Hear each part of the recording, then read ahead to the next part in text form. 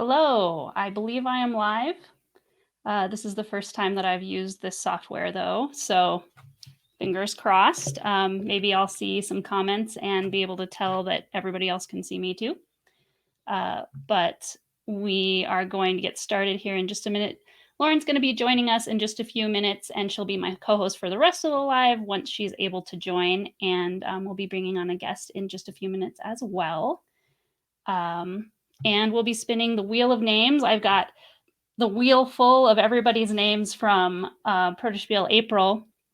And there's so many names because people could win multiple entries. Their names are on the wheel multiple times. And so their names are really, really tiny at first, but they'll get bigger as people win and we remove names. So our first guest, and we're going to be bringing him on just a little bit early, so I have somebody to talk to since Lauren is running a little late, is Dave Beck, who's been working on Distilled. You may have seen him around Facebook talking about that. So he's been coming to Protospiel online, I think since we started in July publicly. So let's bring on Dave now. Hello. Hi, Heather. Hello. Good to see you. Thanks for joining me. So I have some company, somebody to talk to. Okay, awesome. Yes, I see Kenneth. I see you there, Kenneth. So I can show your comment here. Oh, nice. So Kenneth is with us in the chat. Awesome. Good to see you. Okay. So I'm going to give the stage over to you, Dave, to talk about what your experiences have been at Protospiel Online. Yes, please. Thank you. Thank you so much, Heather, for having me today. And hello, everyone out there watching and listening in Facebook land and everywhere else. So my name is Dave Beck. I have been very, very fortunate and lucky to be able to be a participant in Protospiel. Yep, you were right. Since the very beginning of us going online, I did some Protospiel in person before that. I'm in Minneapolis as well, right outside of Minneapolis. So yeah, I've had a fantastic experience. I've been able to watch Distilled evolve over basically the last almost year with the help of all the playtesters and designers in Protospiel. And I got to say, it's been neat to watch it. I went back into my notes. I take notes on every playtest, and I went back into my notes and looked back in some of the Protospiel notes. And it's funny because some of the key moments of how I've redirected the design of the game have been thanks to Protospiel. So that's been really exciting. One particular one happened actually back in October. So I first brought it in July, brought it back in October. And at that point, I had just converted it from being a deck building game to more of a game that doesn't have a deck builder. That's more resource management and kind of a market-based approach. And so with that, I was trying out a draft, thinking of other ways for players to be able to access cards in a unique way. And I brought it to Protospiel really excited, like all designers get when they come up with like this mechanic to implement into the game. I play tested it and it didn't get very good results, unfortunately. But that's good because the feedback was, just as we know with Protospiel, I have a whole weekend, and if I get to play test that and I get poor feedback or feedback that is encouraging me to change it, I can cut it, especially if I'm working digitally here, just like I would in real life. And then I bring a new thing back to the table. And I can honestly say that by the end of the October Protospiel, I had kind of changed the draft into something that was just available on the market at all times. And that's what I've been using ever since. And it was, I want to call out some people like Ashley, David, Alice, and Miles were some of the people that played the game and gave feedback on both the draft and on the new version. So it was a big moment for me that redirected it into a much more positive area. So that was good. So that was one thing I wanted to talk about with that. Cool. So awesome. Oh. I can keep. I'll just keep chatting if you want. Okay. Or if what about somebody else that you've seen? Sorry, I'm like other games and other designers. Yes. Other like other favorite games that you've seen at Protospiel would be awesome to hear about. Yeah. So I have two I can think of. I can't remember if I played these in July, October, January. I can't remember, but what I can remember is the games, and they stuck with me. And I'll say the reason I remember them is not just because of the game, but the person, the designer themselves. Totally. I felt, and so if it's okay, I've got two I'd like to talk about. One, the first one, Yeah. at the time I played it, I think it was called Roomies, and I think maybe it's been renamed to Roommates, which I haven't played it with under its new title. But this is David Masnado out of Chicago, and when I played the game, I really enjoyed the theme. It's essentially resource management, worker placement, kind of order fulfillment, where you essentially are a roommate, amongst a group of roommates, living together and cooking together and cleaning together. And it was a fun, lighthearted game, but also had some really interesting kind of deeper strategy. But also, and so I really enjoyed it. And I haven't played it probably for 6 months, I feel like. But David was he was such a humble, inviting, kind of just approachable person that really was thankful for the feedback they received, but also wanted to hear from everybody and wanted to, respectful as well. So that was one that really stuck with me. And then quickly, another one, again, can't remember which time I played this, was actually Lizard Army by Chris Stone. So I think I played that with you, actually, Dave. Oh yeah, we did. Oh my gosh, we did. Yeah, that's I remember that too. That's right. So I guess I just want to raise up Chris because and that game, because the backstory is really unique. He decided to design this game with his coworker's 6-year-old son, I think. Like he took the prompt from him, and I thought it was it was really neat to hear about someone embracing that kind of vision of a child's idea, and how you can turn that into kind of more of a game that would be engaging, entertaining. And again, Chris brings with him that same personality, I think, that David does too, which I really appreciate. Yeah, Lizard Army is the title. And it's one of many games Chris is working on, but Chris is all about theme and kind of wacky, crazy theme. And so that's definitely one of them, where you're essentially trying to control lizards to fight each other across this great terrain. It's crazy. And I will say, I really like to be honest, but also very constructive. I believe that's very important in Protospiel, to be constructive and support people, but also help them move their designs forward. And I do remember I had quite a lot of little things for Chris, largely so because he just had so many cool ideas happening. But that was a really, really enjoyable, memorable game. And yeah, I remember we were trying to, I don't know, I forget, it was something like so many mechanics. It was crazy. There was a lot. Yeah, yeah. It gives you a lot of stuff to work with to find the part that's the best. You know what I mean? So there's nothing wrong with that at Protospiel, for sure. Exactly. So yeah, those are two that I'm, of course, with Distilled, I'm a sucker for theme. So those two I really enjoyed. But also, again, I want to. It's kind of like your shirt. I think you're wearing it right now. People make the playtest. It's so true. And on both sides, like the players and designers should all come to the table with the vision and mission of moving people's designs forward, but also connecting and making friends, making connections, being positive, being supportive, but also when necessary, obviously helping them constructively in how they can make those changes too.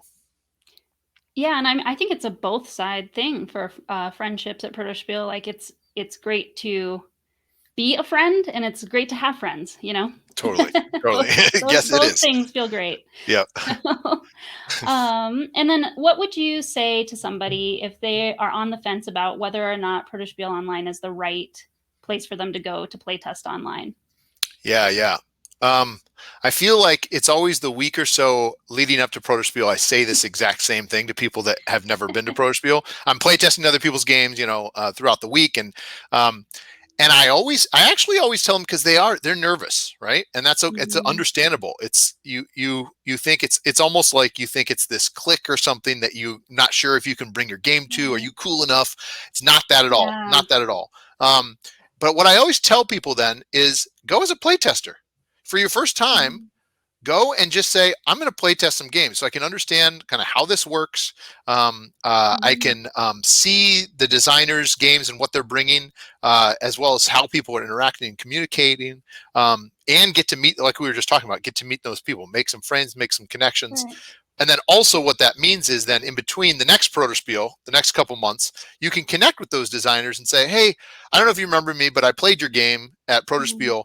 I'd love it if you could take a look at my game. And it's in a less nervous, anxious environment in that case, because you're connecting with that person that you've already made that connection with. So I would say that, but I would also say, if you're ready and you ready to bring your game to the table, to the Protospiel table, totally do. And the thing I always try and emphasize, which, we all do, is that sure, whether it's you playing your game first or others, be sure to try and play like 3 or 4 other games at least every time you get your game played. I love to try and hook up with a group and be able to exchange each other, do a little roulette round table that everybody gets to play each other's games as well. So however it can work, but I think that what I really try and encourage people to think about is play test first to get a feel for it. But remember that, yes, it's about bringing your game forward, bringing other games forward, but also connections and the people. Some of the people I've met online and in person at Protospiel have been people I've continued to play test with in that lull, like in the dark winter between the summer seasons of Protospiel online, right. the bright spots. So I think that's another really important thing for people to understand, again, that it's so much about meeting people too for the first time as well. Well, yeah, and I have Kenneth's comment up here to remind everybody there is a scholarship, and if you take the scholarship, we're pretty much going to give you a designer badge. That's the best value for us. For what the person bought the scholarship for was for the sake of people being able to do that, or sponsored the scholarship for. What I mean to say. So, yeah, Kenneth joined us this last time under the scholarship and was just like, oh, well, that made it so much easier for me to just feel safe to try it out and get to bring my game to the table if I wasn't really sure that it was in my budget, because I didn't really know what it was or how much it was going to help my business. And that is all we ask you to decide when signing up for the scholarship is if it's not in your budget, if it would be like a hardship, financial hardship, just sign up for the scholarship. Lots of people are buying the Plus scholarship badges, and they want people to use them. So thank you for mentioning that, Kenneth. That's definitely something I want people to pay attention to on our website, is that option. Yeah. Okay, so we've reached our moment for spinning the wheel of names. So this is the first time I'm going to do this share thing. Let's see how it works. So I'm going to share my screen. And okay. Ooh, I'm sharing my whole screen. Okay. No, I can pick a window. That's what I want to do. Sweet. You're all doing this with me. Okay. Ooh, there we go. There it is. And now I'm going to go full screen. This way. Is this way? I can like, and I'm rolling it. Can you all hear it? Spin. I can't hear it, but can you? Okay, so you can't see. As you can see, we've got a ton of names. Oh, it's Keith. Keith wins. So you see the name when it comes up, and then I have my lovely assistant in the background here who's going to remove that name from the wheel. So that's what Keith will win. Oh, and I forgot to say it out loud. You won a gift card to Protospiel Online that will cover a designer badge. That was our first drawing. The next one we'll run in about 10 minutes is for a gift card to any retailer sponsored by XYZ Game Labs. But let me stop sharing. Okay, awesome. And put you back. And tell you thank you very much, Dave, for joining us. I'm going to bring Lauren on now. We've got her joining us ready. Oh, let me actually let her say hi to you. Before you go. Can you hear me? Lauren. Yes. Hi, awesome. Yay. Sorry for joining a little bit late. Happy to be here. And we got our shirts on. Yes, nice. we show the two versions, the two options right now for that saying. Yeah. Yeah, I ordered a second color of this version, so I couldn't decide. It's on its way though. Awesome. But yes, thank you, Dave, so much, and we'll see you around the internet. Great, thank you so much for having me. See you all. Bye-bye. Okay, hey Lauren. Hey, how's it going? Good. This is awesome. It's interesting to use it from this end. I gotta give everybody their moment in the sun here in the comments right? Yeah, congrats, Keith. That was exciting to see, and yeah, there are a lot of names, so that Right. was so exciting to see. Like, yes, yeah, and you can't see it until I couldn't hear the spinning hear it. thing, but Okay. it was cool to at least see it. That's yeah. exciting. maybe I can fix it in the technical background here. But okay, so we have a new guest. We're starting just a little minute late here, so let's get him on. We've got Mike Ibeji, that I'm hopefully pronouncing your Hello last there. name right. Hello. Hello, is that right? Hello. Ibeji? Ibeji, but it was close enough. Ibeji. Okay. I'll try to get that like stuck in there. All right. Awesome. Great to see you. You too. Let's see. Thanks for having me. Okay, yeah, we can do that. That looks good. We can do that. Can I make you the person who's the big? Yes. There you No, Perfect. that's not a good idea. especially not with lockdown hair.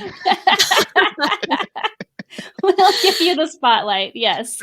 No So you pressure. Can, talk about what's gone on for you at Protospiel Online. The times that you've come, your kind of experience with it. I've been to Protospiel 3 times now. Absolutely love it. Which is why I keep coming back.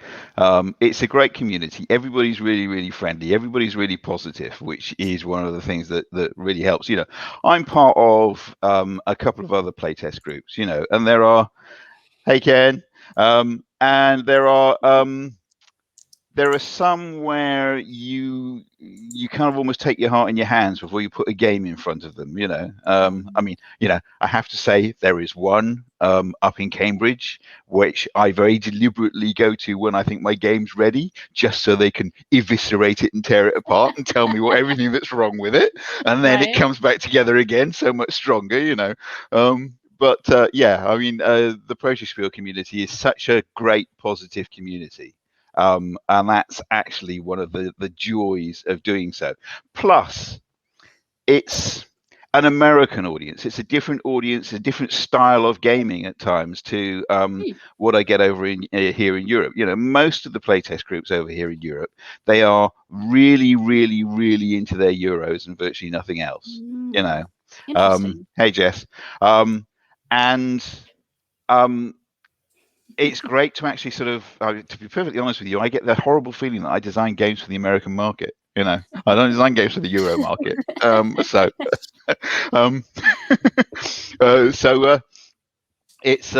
It's good to actually sort of get the game out to an audience that is responsive to it, which also, you know, you just end up having a great time. A really, really good example of that was the first time I came, you know, all quite nervous, etc., etc., etc. And I had a game that I was struggling with at the time called Bored Stupid, which was basically my snowboarding game. And what I really, really wanted was to kind of have a sense that the players were always kind of feeling like they were on the edge of control. And you know, just kind of teetering on the edge. I tried all kinds of things. And then I got to Protospiel. It was late Sunday night, you know, the wee hours of Sunday morning for me. Last game of the spiel. People were quite tired, but you know, we got Bored Stupid on the table. We tried Bored Stupid. I think Heather, you may well have actually been part of that test, but. Maybe I know I tested it. I just don't remember which time. Yeah. At the end of it, Andy Jewell was part of the group, and at the end of it, Andy said, "Look, I get what you're going for, and you've got this push your luck element, but you got the push your luck element in the wrong place. You got your push your luck element trying to alter and control your speed. What I want to see is I want to be going down this hill and accelerating again and again and again, which is what you've got. You know, so you're going ever faster, and then the push your luck element should be trying to change direction, trying to maneuver." And you know, you should have the maneuver cards where you can actually maneuver even more strongly than you would usually do, and that pushes your luck. And it was one of those. Oh yeah, moments. Yeah. Why didn't I think of that? And it was the light bulb, Did that, tried out a couple of times. Everything started coming together, Brought Board Stupid back to the Protospiel this time round. Ashley, she said you had a great time. It was fantastic watching everybody having a fabulous time playing this game. Basically, the first thing you do is try to survive the game. The second thing you do is try and win the race. Everybody having a blast doing that. Andy had come along and tried it again. And at the end of it, he basically said, yeah, I got a couple of graphic things that you need to do. The presentation is not quite right. But Mike, to be honest, if I'm criticizing you on your graphics, you've got a good game. Fabulous, But that kind of feedback is invaluable. It really is, And then, I another one of mine, Pocket Empires, which is a mini 4X. And this time round, I had a player who had never played a 4X game before. And occasionally, when I'm doing the Pocket Empires, I get someone who's never played a 4X before. And I'm always a little nervous. And we get to the feedback, and she basically said, we got to the feedback. You cut it off at 90 minutes, like you promised you would do, and went to feedback. And I was like, 90 minutes have gone by. I thought only 15 minutes had gone by. I was having such a blast. And it's fantastic seeing people enjoying themselves so much, Yeah. And then, the feedback, as ever, with all games, there's stuff that needs to be done. But you just carry on, working on it, honing it. And Protospiel is a lovely place to do that. If I can, I'd like to shout out to a couple of games as well. But yeah, just real quick, if you want to kind of say the names of Yeah. designers and stuff that you want to Two games. One I played, I think Sunday this time round. Library Labyrinth by a couple of English women. I think Jess might be one of right them. behind The you. other one was Camilla. Yeah, that's great. And it was a really, really fun little co-op game where you basically were trying to enlist the help of female characters from fiction to put the nasties from fiction back into their box. Awesome. A really, really enjoyable little game. They were struggling with the end game. I hope I was able to give them some help. But well worth playing. But the other one I really want to shout out to is a game called Nebula: Edge of the Galaxy by Jeremy de Ruyter. And I have to say, I was really unfair on him in the feedback. I was horrible to him in the feedback, because I basically said, look, Jeremy, I'm sorry to have to tell you this, but this game has a fundamental flaw, which means that it will never, ever, ever see time on my games group's table. And that is because you've designed it for only 4 players and there's 6 of us, which is a real bugger because we absolutely would love it. You're Bill. Yeah, he's like crestfallen. and Jeremy kind of relaxed and said, yeah, well, I think I can make it work for 6 players if I do this, this, and this. So I'm hoping the next time I see it, it'll be for 6 players. And if it is, I'll kind of take a version away, and my games group will do some blind testing for it because it's fantastic. It's basically a love letter to Eclipse. And if you like Eclipse, you will love Nebula: Edge of the Galaxy, because it's Eclipse that plays out in about 2 hours and has the same sort of feel. So Jeremy has managed to find that sweet spot that so many of us are struggling for, to design a 4X game that plays out in a couple of hours instead of an entire day. And it's a lovely, lovely game, and I really wish him well with it, and I hope that it gets published, because if it does, my group's buying it. It's fantastic. That's awesome. So why don't you tell us, before we say goodbye to you or spin the wheel the next time, where would you like people to find you online? What's your favorite place? I've got a website, Guntower Games. Okay, awesome. Though to be perfectly honest with you, I haven't updated it for over a year, so it's a tad old. At some point I'll do something about it, but to be honest, I'm always so busy. There's too many other things to do, And there comes a point. I don't know about you, but there comes a point where the decision is quite simply: do I work on my games, or do I work on all the other stuff that you have to do to publicize games? And working on games is more fun. Indeed. Although people will never find out about your game unless you do the other stuff too. So there is that. All right. Let's go to the Wheel of Names. Let's see if it goes a little bit more. Okay, a little bit more smoothly. It says follow these steps.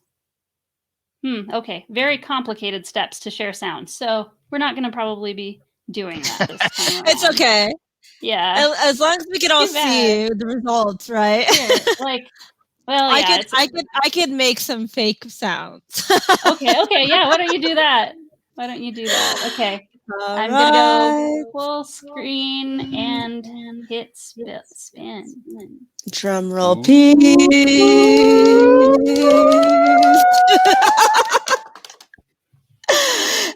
The winner is Andy. Andy! Congrats. Awesome. Okay, let's get out of there and stop sharing. Awesome. Well, thank you so much, Mike. It's so good to see you. Thanks for having me, Heather. Have you every time. You're such a positive and encouraging participant. So that's good. Good to know. All right. Thanks ever so much, guys. Have fun. Thanks. Awesome. Okay. I love how Ashley says, "Ooh, I heard sound this time." Oh, really? Okay. Awesome. Okay. Perfect. I don't know if it's from us. I don't know if it's from our sound effects or if it's from yeah. Okay. Awesome. Well, okay. Let's hurry and get Jessica with us.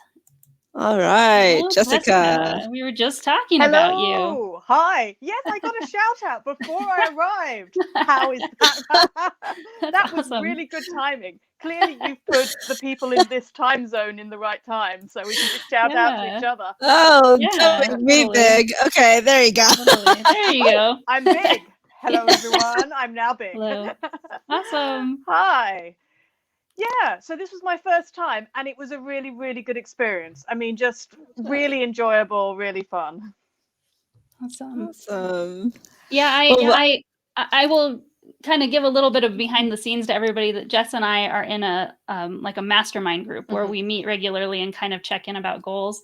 And I often was asking advice about Protospiel online, and Jess was kind of like, I don't get this. I don't get this unscheduled thing. It makes me really nervous. And so we talked about it a lot. So it was when you said, I think in Board Game Broad, you said, you've made me a believer. I was like, winner.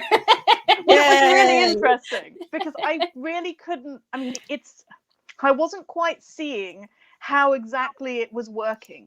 So I was thinking, how is this going to fit together?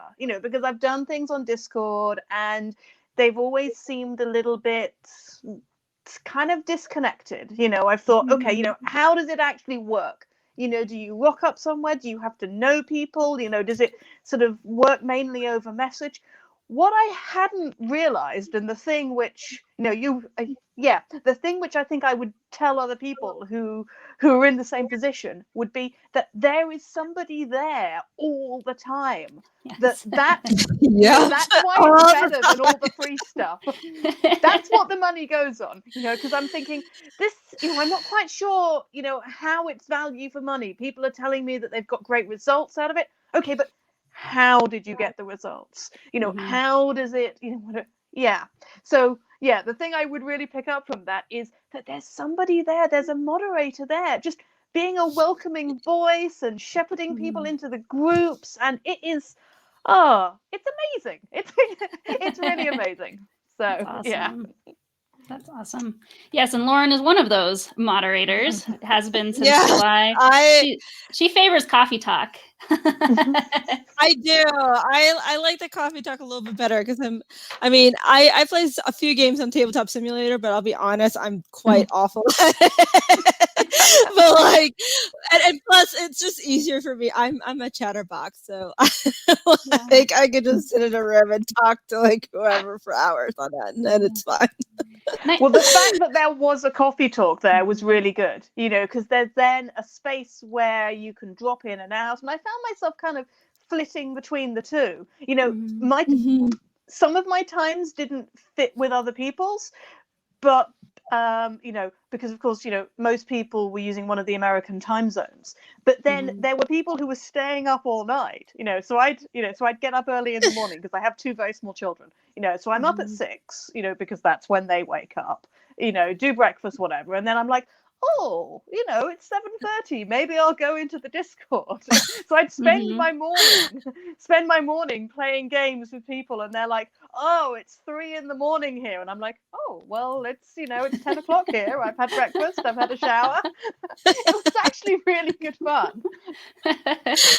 Yeah, I had a few people joining the coffee talk, like Mathilda just said, like, and some people have been napping in my coffee talk, which is it's a great spot. If you feel like participating, but also need a snooze, it's a great room for that. People are just like, I can't say goodbye. Let me just go on. Like, I'll just be on mute and no video, and I'm just gonna listen to everybody as I go to sleep on my phone. Matty was always in coffee talk. I saw Matty there every time I logged in. I'm like, hang on, isn't it like 5 a.m. for you? She's like, yeah, it's 5 a.m. In fact, that was one of the games that I was going to give a shout out to, because I played Matty's game, which is Hecking Hounds, and I do not particularly like dogs. They're okay. The game is about dogs, but I don't particularly like dogs. But I really liked this game, despite the fact that the theme does not appeal to me. The actual game itself is really good, and I really, really enjoyed it. So, that was a game where the game itself and the mechanics won me over a theme, which was not really, what I was, drawn to. Yeah.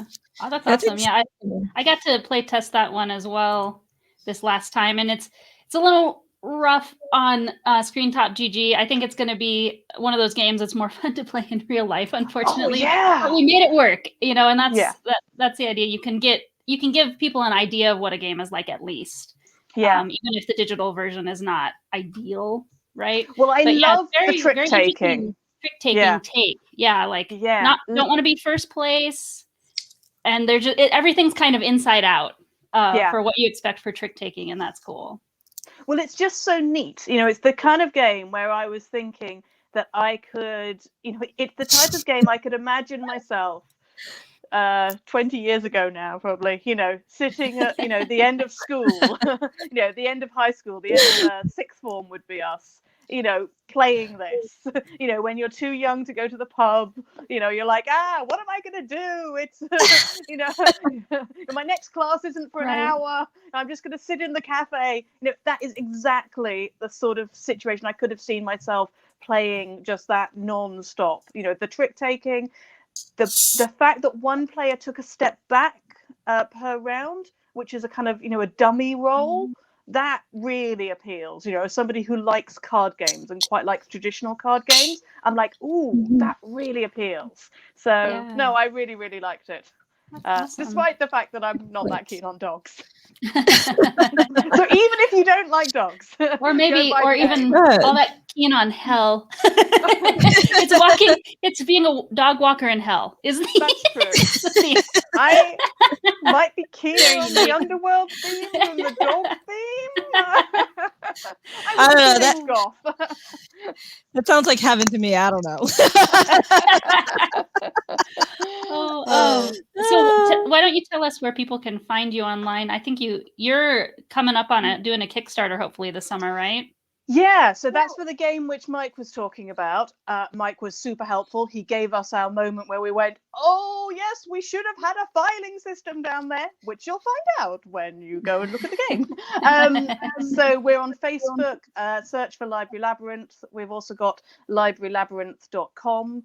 We're bringing this out through our through our company, which is called Descent Games. So you can also search for that. So we're on Twitter as Descent Games, but go to librarylabyrinth.com and that should take you everywhere, I hope. So, yeah. Awesome. Okay, time to share again and do a new wheel. So we have Katie in the chat, and Katie almost blacked out her bingo card and has her name on this wheel 113 times from getting so many bingo patterns. So part of the reason it's so cluttered up. So I'm shocked that she wasn't the first person to flip. Katie, So let's see. Katie. Let's see what comes up this time. Yeah. Wheel of Yay. Fortune. Should we do some sounds? Oh, let's see. Let's see. Do this. Okay. We'll go full screen and spin it. Woo! All right, who's it gonna My sound be? Oh, The winner is. it's So- Katie. Okay, I called it. 113 names now taken off the list. Right. We'll be able to see your names a little bit better now, too. Exactly. I cannot wait to see how different the wheel's gonna look like now. Wow. Awesome. So that was for a gift card for Protospiel Online badges, which will let you afford a designer badge. So that's for you, Katie. I'm writing down your name right there. Yay! Well And done, Prizes. that won't expire. So any future Protospiel Online you want to use it for, you'll be all set.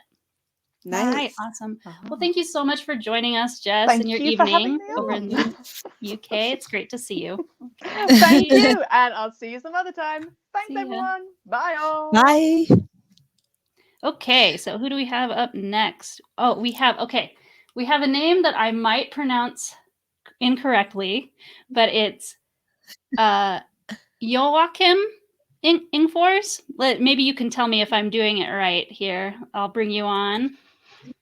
Hello. Good Joining us morning. from Germany. Hello. Yes, you did quite well, Okay. Joakim. Joakim? Okay. yeah. Joakim Engfors. Engfors. Yeah. Oh. Kenneth is here supporting me. Feels good. I love that. Yes. So much love. Yeah, thank you guys for inviting me. It's really exciting. I'm a little nervous. Oh, No, don't be worry. nervous.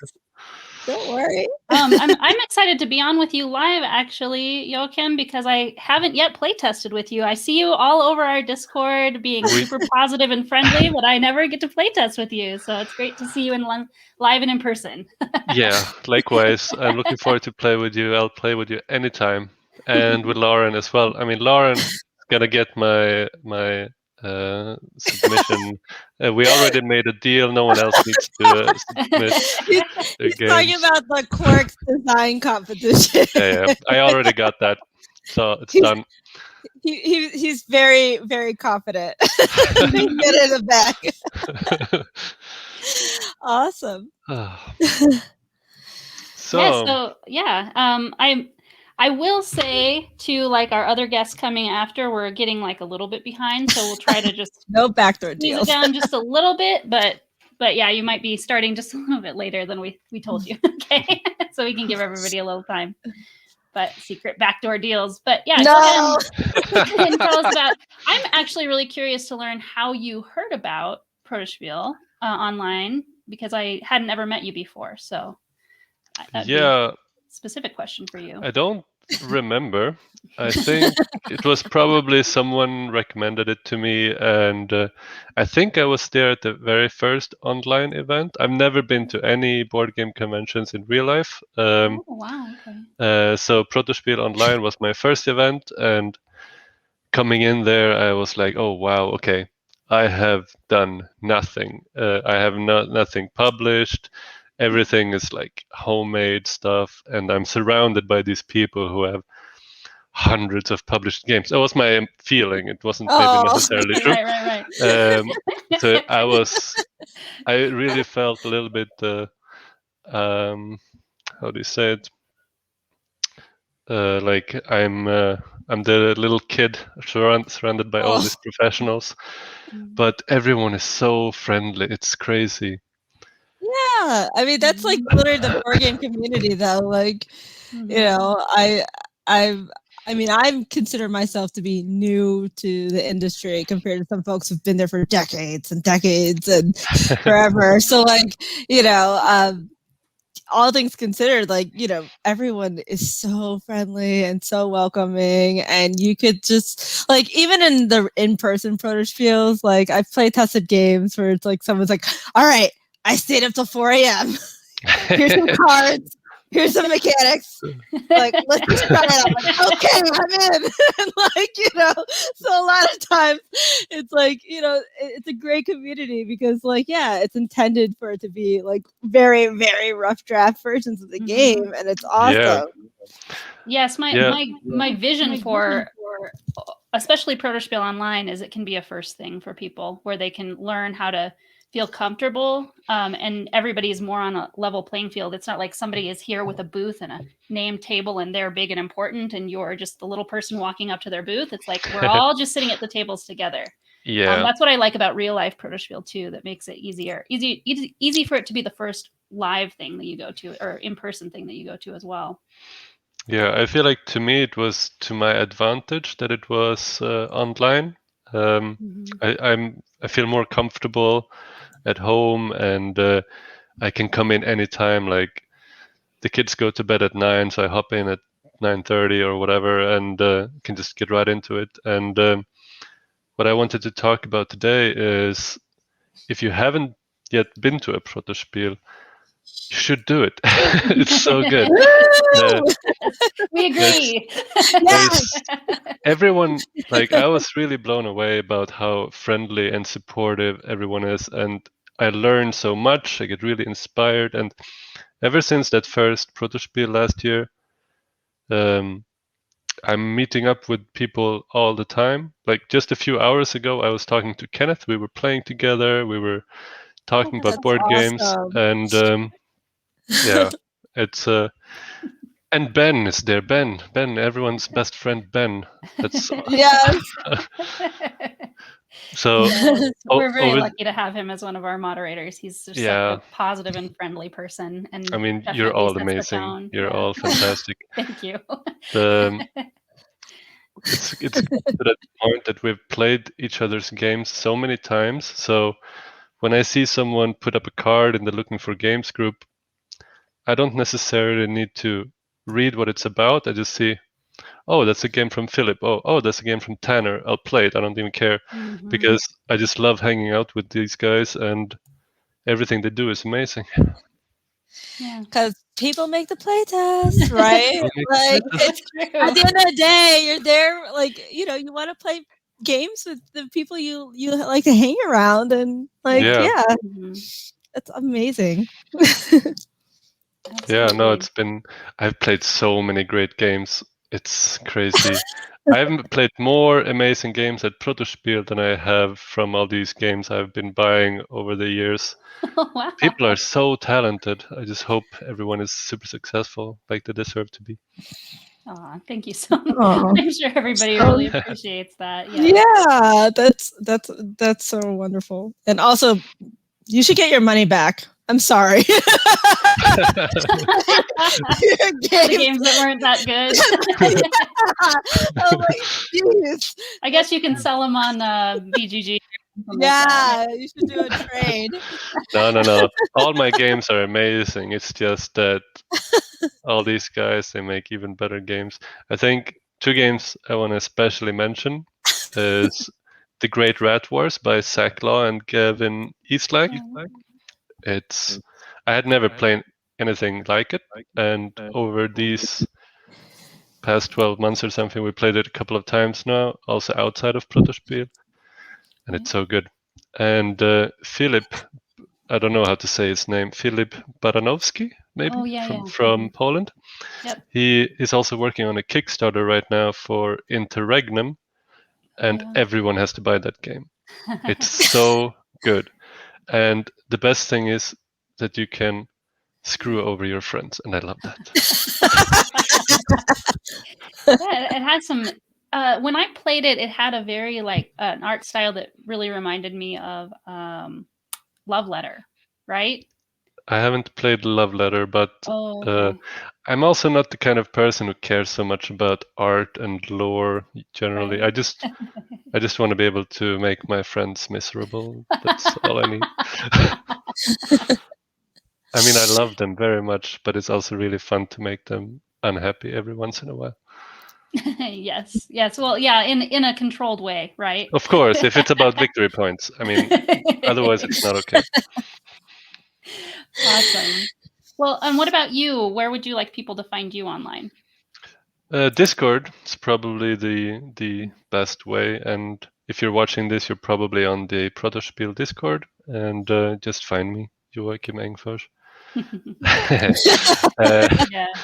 And yeah, I have my server where I'm also playtesting, and I'm happy to have anyone joining, and we're happy to play other people's games. Cool. That's awesome. Awesome. Yeah, and I'll as far as links, I will kind of gather everything up from everybody after the fact, and we'll see what it's like after I'm done with the live, what I can download and where I can put it, and I'll put links that I can gather up after the Wonderful. fact for you to go check. Yeah. Okay. New name. So now we get to see Without what Katie.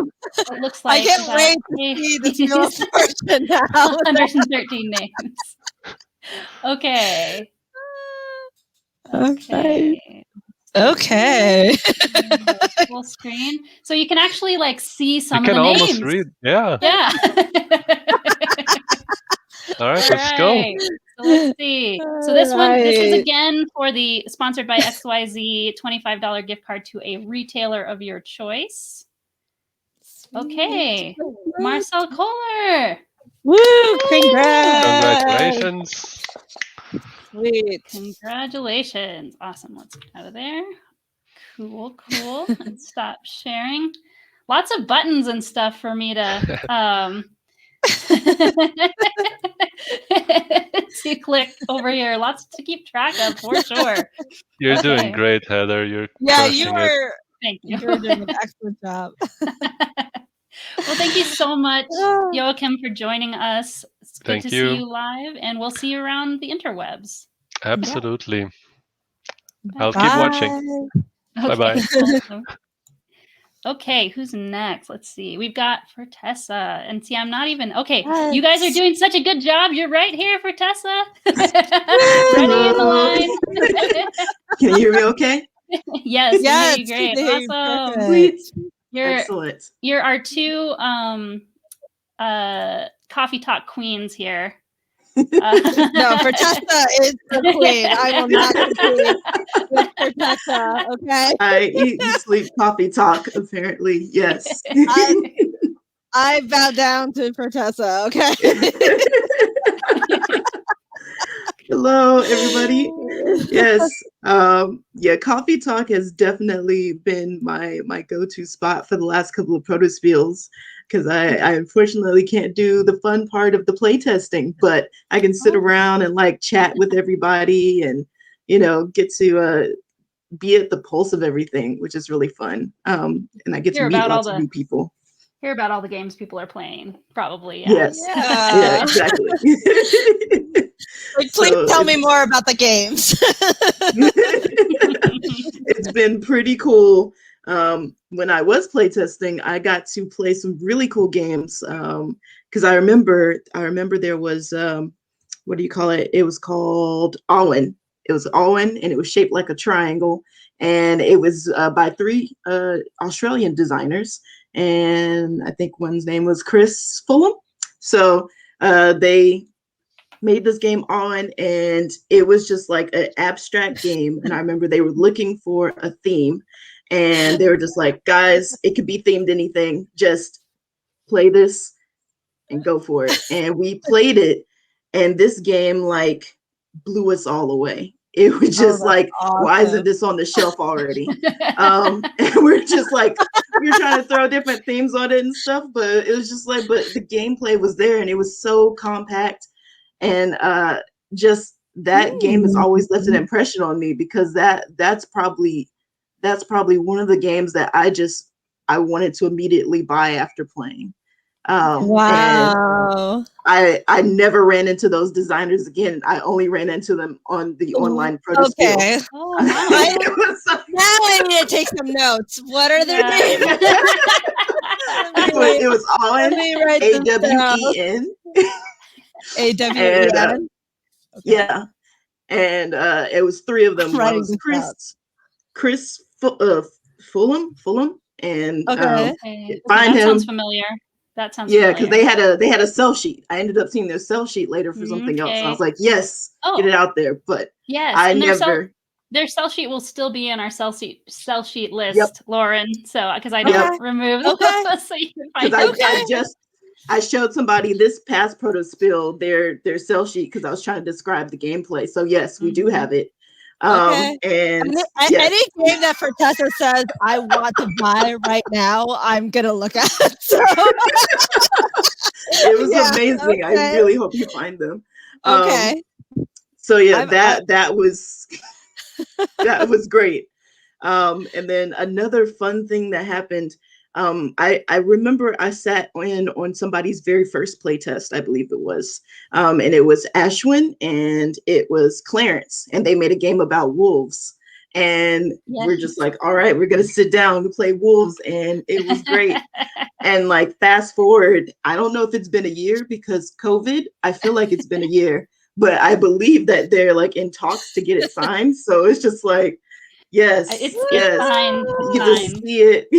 I don't know if it's public how and where it's signed, but yeah, it's coming. Yeah, So. I don't know anything about that, but I'm glad people are looking at it, and I really am excited to see these games grow. Like 4 or 5 Protospiels ago, played them, and then I'm seeing people talking about them, and I think Distilled was there, and it's just a lot of cool games coming out. Yes. Yeah, there's like that's one really cool thing about Protospiel. It's just like, oh my god, I remember this last time. I was like, oh my god, it's like, oh my god, it's on the show. Oh my god. Yeah, and I was there when they figured something out, or I got to help them figure something out. Is really The playtester side, like even if you're not a designer, for the playtester side, I love that. Because I also, the things that I make aren't really testable at Protospiel. So that's all I do is playtest. But I love that side of it. I think it's valuable for that. Yeah, absolutely. Yes. Being the backdoor deals. I think the other thing that I really remember, because the online Protospiel was the first Protospiel I ever attended. And I actually, I looked it up because once COVID hit, I was just like, well, there's the online version. I've never gotten to go. So let's see what it's about. And I'm so glad that I did, because that was like my big stepping stone into digital prototyping. Because at that point I'd had Tabletop Simulator for like a year, and I had like opened it twice and decided that I didn't know what I was doing. But for the Protospiel, since all the playtesting was in Tabletop Simulator, I ended up having to open it, and all the people that I playtested with were so very patient, because I was just like, oh my God, my audio's not working. I sound like a robot. Oh my God, I'm holding up the game. What's going on? It was a lot of stress. But every time people were like, it's okay, chill out, slow down. We will walk you through this. It's okay. We've got 5 minutes. It's right. Yes. And and we want you with us, right? If we don't teach you how to do it, you can't be with us. So we want to teach you. Yeah, totally. And you get so intimidated by like trying to deal with technology and frustrated that it builds up, and you end up like shying away. But because of that welcome atmosphere, I stayed, and I was able to really like sit down and get a crash course with just being familiar with Tabletop Simulator, and then later learning how to build my game in Tabletop Simulator, thanks to Zach. Hoekstra? Hoekstra. Hoekstra. There we go. Yeah, it's one of our Zach's great. co-organizer. Yes. Yes. Like he's the Yeah. number one with helping me do that. I'll never forget that. But absolutely for me, Protospiel was like my initiation into digital play testing and playing, and it just revolutionized the rest of my year. So that was great. Yes. Yeah. And yeah, shout out to Zach too for just his very patient, even demeanor. He's been a rock and so helpful. I'm very grateful to have him in the circle. Yes. Yeah. You talk about technology challenges. Zach got on a one-on-one hour-long call with me to try to troubleshoot mine. Yes. And I was moderating, and it was so embarrassing. But yeah, like Zach's an angel. But yeah, he knows where all the settings and stuff are. So if you are at the place where you have given up on yourself, Zach has not given up on you. Zach is already on the problem. Totally. Yeah. Awesome. So that is great. And then let me see. What's my other favorite thing about Protospiel? There's so many favorite things. I don't know if you're interested in like going to Protospiel, you haven't done it before. Number one, it's the people. Like I said, I hang around Coffee Talk a lot, and even not being able to participate in the play testing, I get so much joy. Like when people will come around and just sit there for a good hour and just talk. When people want downtime and they're just working on their next iteration, they'll just pop in there so that they can kind of lurk and listen while they're doing their stuff. And you just have some really nice conversations about design or what's going on with people. And you never know where the conversation will go. But I feel a lot more connected thanks to Coffee Talk than I have at my in-person conventions because I am very bad at initiating conversations. Yeah. Well, yeah, because you're the moderator, you know. Yeah, that gets you talking a little more. Yeah. Like you have to talk to me. Exactly. Since I'm the moderator and everybody's coming in for the purpose of talking, then I start all these conversations and just keep going, keep talking. And in real life, I probably would have run to hide somewhere. So I absolutely love how I've been able to get to know people. Rod is a gem.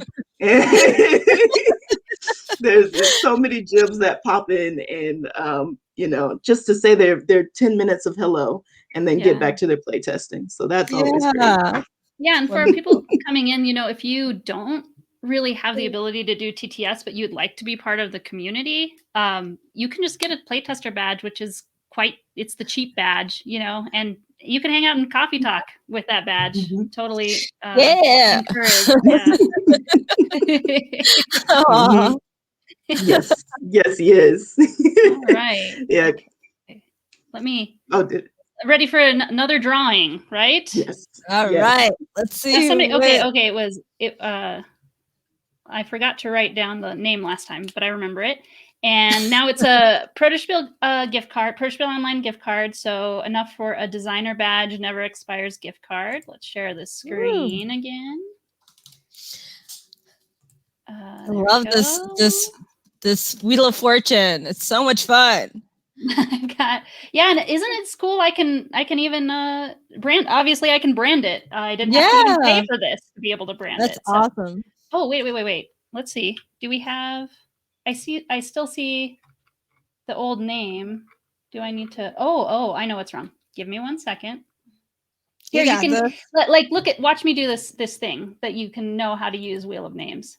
So I'm going to connect this to a spreadsheet. So it drops off after an hour. That's why I don't see it updated.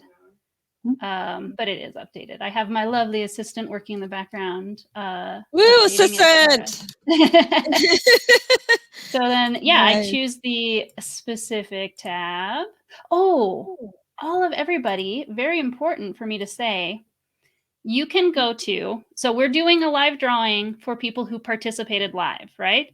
So you can only find out how to do this if you're here live. If you go to protospiel.online/live. Actually, Lauren, could you type that out for me and I'll share it to the chat? Sure.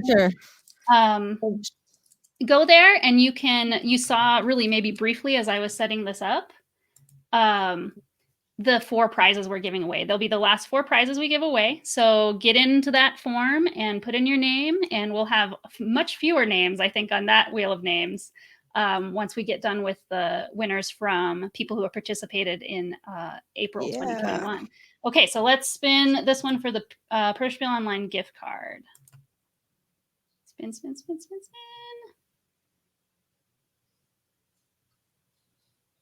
Oh, we can see the names now. Oh, it's Mill.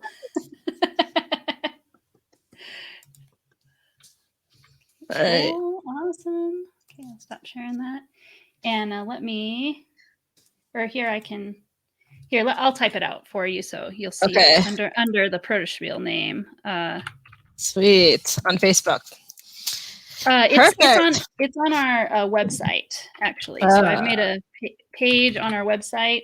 So we'll be gathering up your names for the ones that you want to win. So for the April 2021 event, you got entries, and it's one of 2 things that you might win, and you can win one thing. But for the live today, you can choose what you want to enter, and you potentially the same person could win all 4. Technically, they're all going to be separate event entries. Okay, let me show that. There you go. That's where you go. Sweet. Double check there's nothing ridiculous about that link or whatever. Nope, it works. I tested it. Yeah. Perfect. So yeah, we've got 4 different forms there. You can put your name in it. And yes, congratulations to Mill. So thank you so much, Fertessa. Why don't you tell us before I say goodbye, where can people find you, or where do you want people to look for you around the Yes.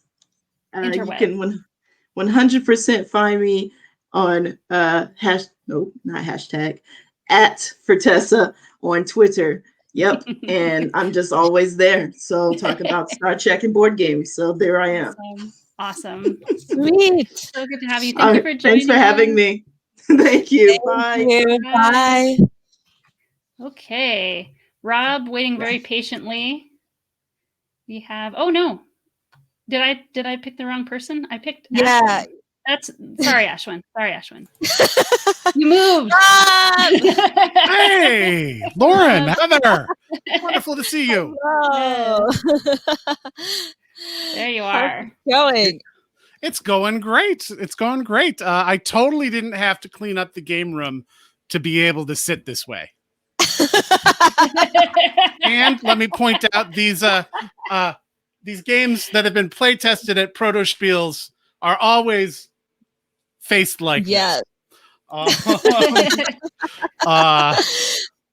no, I'm super excited to be here. I've been listening to everyone else talk, and I hope that everything I have to say isn't something that someone's already said. But if it is, I'm not going to let that stop me. No. What better thing could one do with a Sunday afternoon than talk to Lauren and talk to Heather and talk to everyone at Protospiel? Yeah. I've done the research. The answer is nothing. Well, Rob's great. Rob, I love playtesting your games. I miss in-person Protospiels because I mainly playtested most of your games in person. But yeah, Rob's been a staple of Protospiels for a while now. So if you haven't played any of his games, you should definitely hit up one of his playtests. There you go. Always looking to play a game. I don't care if it's mine or yours. Let's play something. And that's, so yes, exactly. Brendan's good too. I was thinking about favorite games from Protospiel Online, and I will tell you I've played some games that were great fun, and I think the moments I love is when someone has changed their game, made a quantum shift to the game, and it's working. Mm-hmm. We were playing, Brendan and I think both were playing. Brendan is my design partner. We were playing Junkyard Go-Karts. And the designer, I apologize, games, designers, I'm just not great at remembering the names. I tried to go on the website and anyway, I apologize. But he had made a market mechanic. And for me, this is like one of the first times he had play tested it, but for me, it was the whole game. So it was great that, he was able to iterate. And for my money, I don't know what it had replaced, but the thing that was going to get me to want to play that game again was that component. And that's one of the things I love about Protospiel is the ability to iterate and test and iterate and test and change and tweak. Right. Sometimes in the same weekend. Sometimes in the same playtest. So yeah, that's true. So in Chicago, where I'm located, we used to play test with the guy who made The Resistance. And it was hilarious playtesting with him because he would just change the whole everything in the game in the middle of a playtest. So like the strategy I was pursuing is now completely thrown out the window. I have no chance of winning. But so we just call that escridging. So now if you're ever playing with us and we're like, well, we could just escridge that and we'll just try it that way. And this is, we talk about if you haven't been to Protospiel, if you haven't been there live or if you haven't been there online, what do you need to know? I think there are two things. One, don't be afraid. To a person, the worst you'll get is people are nice. The best you'll get is probably Ben Moy, right? Yeah. But I mean, really, I have enduring friendships that I've made through Protospiel. And online, it's so cool. Like, I had a great time playing with one of our guests from a couple of minutes ago, Joakim. And I have this game that I'm working on, and it's all about, well, maybe we can all survive, or maybe I'll kill you all and it'll just be me. And I don't know if you heard him cooking, but he's like the perfect guy. So it was great making that connection. But what are the odds he was going to come to Protospiel anywhere that I was going to be? Right, exactly. Otherwise, the connections. I was playing with people from Australia, the UK, Mexico, Germany. Mm-hmm. And who was it who was on earlier who was saying he feels like he's making games for the American market? Mike. Yeah. Mike. Thank you. How wonderful is it to have the number of perspectives expanded by the availability, the ease with which people can attend. Heather, I consider us friends. Yeah. You live in Colorado, and right. we'll come to Madison and Milwaukee, and I don't know if you went to Indianapolis, but Chicago, yet, yeah. All these places. How nice to be able to meet all these people and work with them, and have it facilitated by the fact that it's remote. The other thing I'd say, if you're nervous about the tech side, I think maybe your first time, get a playtest badge, and if you don't want to hang out in the coffee chat, just playtest other people's games and see what that's all about. And then you'll start to figure stuff out. And I'll tell you that as you're playing, no matter what your level of comfort with something like Tabletop Simulator is, there will be someone who you will be teaching about an aspect of that software, and there will be people there teaching you. And at the end, if nothing else, you will have learned how to use that software more expertly, I think. I still, I mean, I'm using Tabletop Simulator every week. I play also published board games with my local group. And I still will be sitting there playing a new kind of weird game, and someone will say, "Hey, did you know you could do this?" No. I surely didn't. Oh, you mean the exact thing that I needed it to do to make this playtest work? No, I didn't know that. No, it is pretty wonderful. Hey, Scott. Oh, Scott! I know Scott. Yeah. He's a great guy, and He's a toddler. He's a toddler, but he's also a reliable playtester. So this isn't just about designers playing each other's games. You can just come and play test other games, that people are bringing. And as it's been said before, one of the most heartbreaking games for me is the one that you see here, and then you're like, oh, I want it. Why isn't it on my shelf yet? How come I can't have it? Right.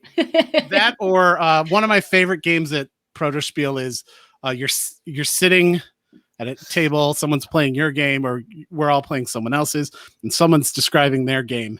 And I'm like, oh, that sounds great. And then they're like, yeah, I can't play test it anymore. I have to it's my mom's birthday. And I'm like, no, I want to play that. That's my absolute favorite game. It's the one that got away. Protospiel needs to be all day, every day, so I can play all these great prototypes. Can we get on that? I mean, the advent of Protospiel Online makes it a little bit more that way, even in hopefully the normal times that are coming in the future.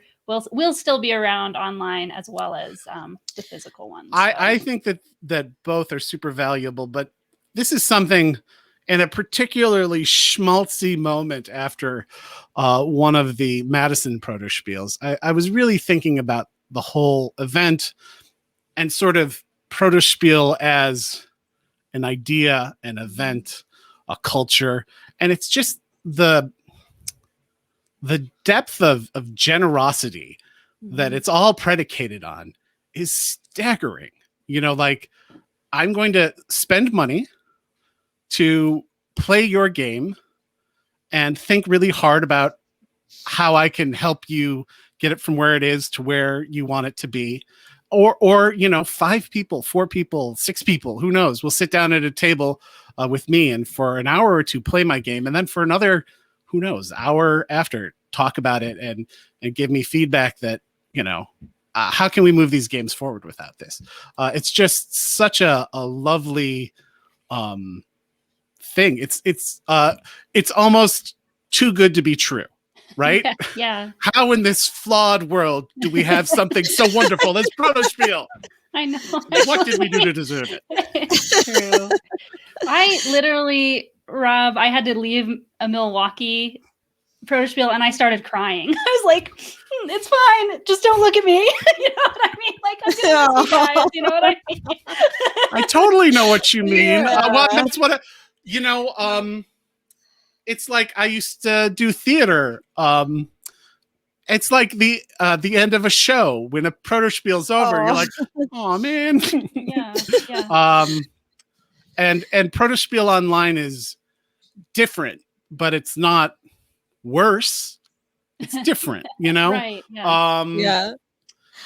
Yeah. And I think a lot of that's down to the foundational sort of just ridiculous generosity, but it's also just like the real Protospiels, the volunteers who make it all happen. So let's all Heather and all the volunteers, everyone from the top to the bottom, from planning right on through. Well, they're not volunteers technically. Yeah, okay, fair enough. Well, which is even better. But it's still labor of love, right? Yeah, it is still labor of love. To make Protospiel happen. Yes, but there's still, there's first of all, good work should be paid, but also there's a sacrifice there because you're not playing anyone else's cool game when you're in the lobby. Yeah, that's true. That's a big part of why we make sure to pay our moderators, is because it's tiring to have your butt in seat for 4 hours straight and be emotionally available for people. You know what I mean? Well, and just to talk. Yeah, no question. No question. Yeah. And it was great. I got to meet Joe Slack. We're like designer-in-laws. We both know each other. I know his game through XYZ, and it was great. And being a name to the face. Yeah, that's true. Do your deed. Yeah. Okay. What about you? Where can people find you online? Sure. Me, you can find us sort of Rattlebox Games at whatever, Facebook, Twitter, Instagram, not Grinder.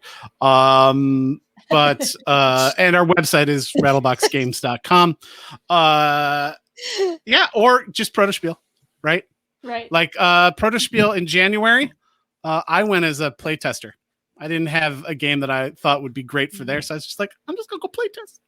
Anyway, but yeah, look for me there. And if you're looking for a playtester online, I've always got my stuff set up. I'm ready to play your game anytime. Awesome. Thank you so much, Rob. Love it. Thank you. Okay, so let's share the new wheel. Ooh, let's do. Let's Wheel see. of names. Woo! Oh, and it Look. was like it remembers what I want it to do this time too. I didn't even have to push that button. Oh, the computers are taking over. Oh. I meant to go full screen, but we'll be able to see it either way. That's all right. And who do we have? We have Michael. Woo! Michael Westbrook. Sorry. Great. Awesome. Oh, and that one is for Yes. that one is for a funny $25 gift card to any retailer of your choice, sponsored by XYZ Game Labs. Thank you very much. Woo! Great game at XYZ. Of Congratulations. course. And then, Okay. do you want to share again the live stream giveaway? Yes, The live. I was thinking the exact same thing. I think Well, we should believe start. it's Protospiel online /live. It is. Just go over there. Yeah, just go over there. It'll take you maybe 90 seconds to go through the Yeah. whole thing. And there's 4 forms you could enter to win a copy of Arch Ravels, Ooh. an ebook bundle from Joe Slack. We were just talking about him. Woo, yay! The bank Perfect. job, Protospiel t-shirt. Oh, and nice. of course, a Protospiel t-shirt, which we're I'll show rocking. you that. Yeah, Nice. exactly. 2 options for you. Yes. All the things. Yeah. Exactly. All right. Well, thank you so much, Rob. Great to see you and be Thank with you. you. Oh, it's my pleasure. And thank you guys, you ladies, for everything you do. Thank everyone, the staff, the volunteers, everyone. Yeah. Bye, Rob. Thank you. Bye, Rob. Awesome. So next we have Katie, our super bingo queen. Hello. Hello. Hi. There you are. How are you all doing? Good. How are We're doing you? great. So I actually don't Awesome. know which time zone are you in, Katie? Which state I'm on is the it? West Coast. I'm in like California. Okay, So perfect. yeah, like I would like wake up every morning and there'd be like play tests going and I'd go to bed and there'd still be play tests going. I don't think people slept during the People event. don't blame me. I don't think time zones don't matter really. They don't Yeah. happen. It's con time, convention time. Yeah. I had like Awesome. such an amazing time at the event. People were like so like compassionate. It was like my very first time, so I was very nervous. Oh, I was thanks. like I was very anxious, but like Aw. everybody was like very like patient and understanding. Everybody had such amazing like interesting projects, like and like I brought something that like was never play tested before. In fact, you play tested it, Heather. Like Yes. you were like one of the first people to play test that prototype. Oh, Um, amazing. yeah, it was such a great experience. Yes. Yeah, and it's so cool to see like really new game. Like maybe not a lot of graphics are done. It's just an idea. You're still playing around with it and get to poke it. And I'm always so excited to see like what will end up happening with those games that I try like early prototype. Oh, I love the baby prototypes. They're my favorite because I love nurturing them and seeing them grow and like look at their progress. Yeah, it's awesome.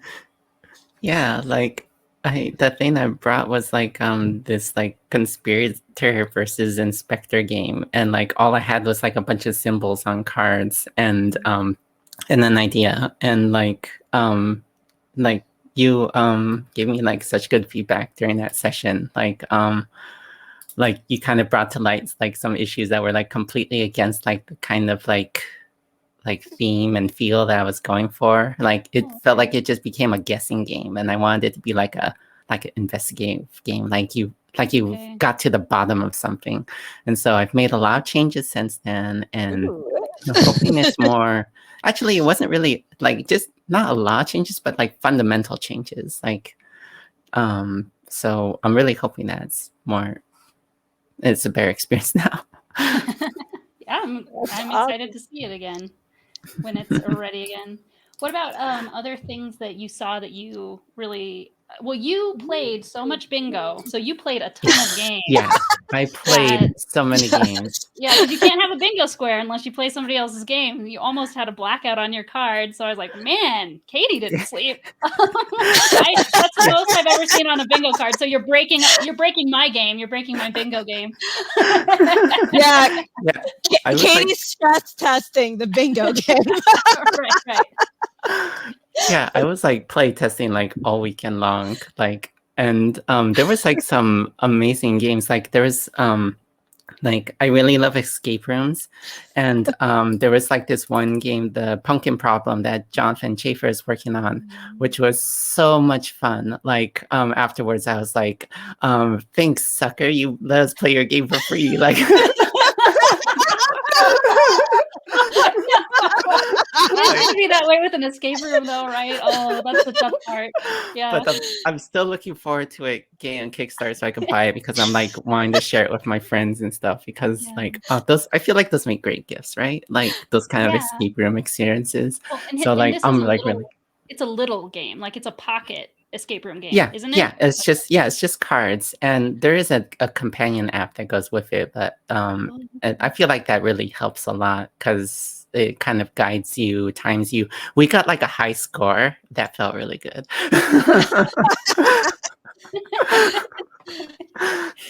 I love what you just said. Thanks, sucker. We played this game for free. I remember that forever. Katie really cracked me up because she's very soft and gentle and tender, or gives off that feeling, but then pops out with something like that, like "Thanks, sucker." It makes me laugh. Oh, that's awesome. There was like a lot of games. Oh my god. There's Artish that by Amelia that like is really cute. It's like this game about doing art and mixing colors to like make that artwork.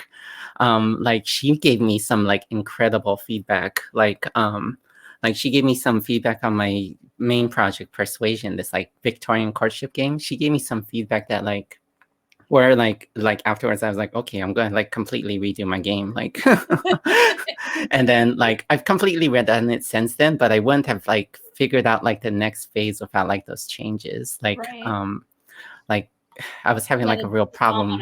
Changes. Right. Yeah, it really is. So like so her game is like amazing. She's got like a lot of amazing games. God, I'm sorry, I could talk all night. The video game world, so she's really good at art. And visual feedback and stuff like that. Yeah, and I always get her. I'm always tempted to say her name wrong. It doesn't look like it's Emily, but it's pronounced Emily. I try to pretend it just says Emily every time I see her name. Yeah, I'm really sorry if I said it wrong, because I do the same thing. I do it like I was too. Yay. No worries at all. I know she's used to it. But anyway, what about you? Where can we find you online? Where are you all around? I'm mostly active on Twitter, at Red Cheshire Kate, like Red Cheshire Cat, except Kate. And I don't know, I tweet about game stuff, but also a lot of trans stuff, so I don't know, beware. That's okay. Love it. Totally. Sweet. That's awesome. That's yes, awesome. but we really love. I think I met you for the first time at the Board Game Broads playtest, so I was really glad you could join us. There we go, Kenneth. That group is like amazing. The board game broads, like yeah, I love it. I'm glad. Yeah, yeah. That one was started by Pam Walls, and it's been, I think, really, especially during the pandemic, I found it really comforting and helpful. Really grateful for it myself. So okay, Wheel of Names. Wheel of Names. Names, woo! Let's see who's gonna win. Screen this time. Okay, awesome. We can see the names even bigger now. Whittling it down. All right. Ooh. And the winner is, I could read it from here now. Tina. Woo, congrats, Tina. Yay! So that one is we're going back and forth. I believe that one is for the Protospiel Online gift card. Yes. For never expires. Anytime you're ready to get your Protospiel Online badge, any badge you want. Yes. Yeah, Tina. Yay, Tina. Awesome. And we're still doing a live stream giveaway. So for those who are listening to us live, follow that link, protospiel.online/live.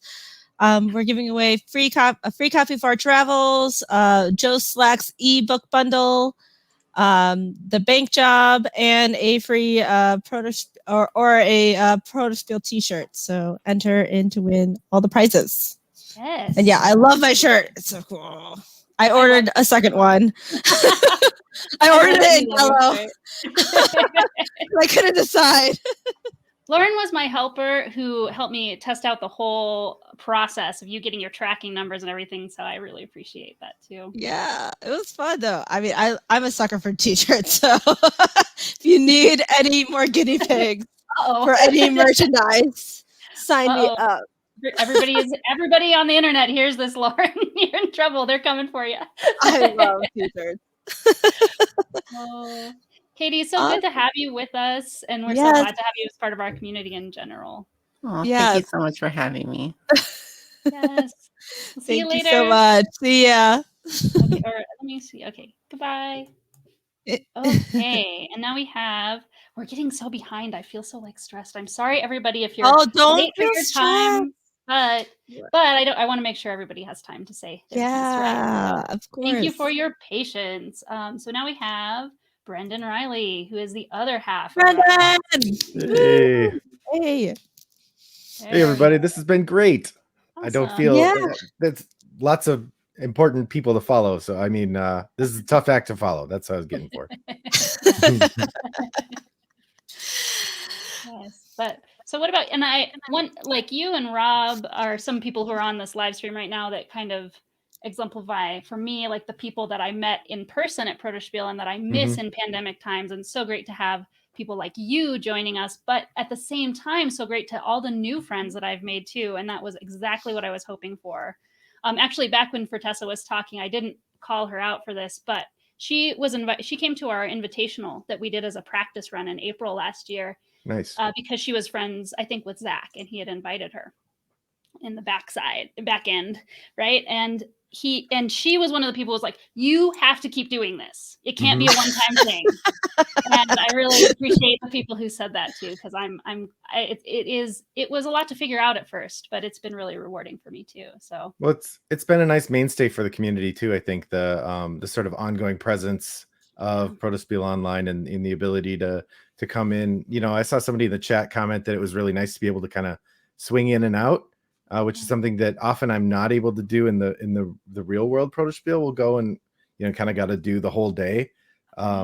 Whereas this, you know, if you can just do a couple hours one day and then a longer chunk the next day, you can kind of pop in and out as your schedule permits. Or, you know, other people were talking about because of the international participation, you can, you know, hop on at 10 p.m. and play test for a few hours or whatever. So it's just been great.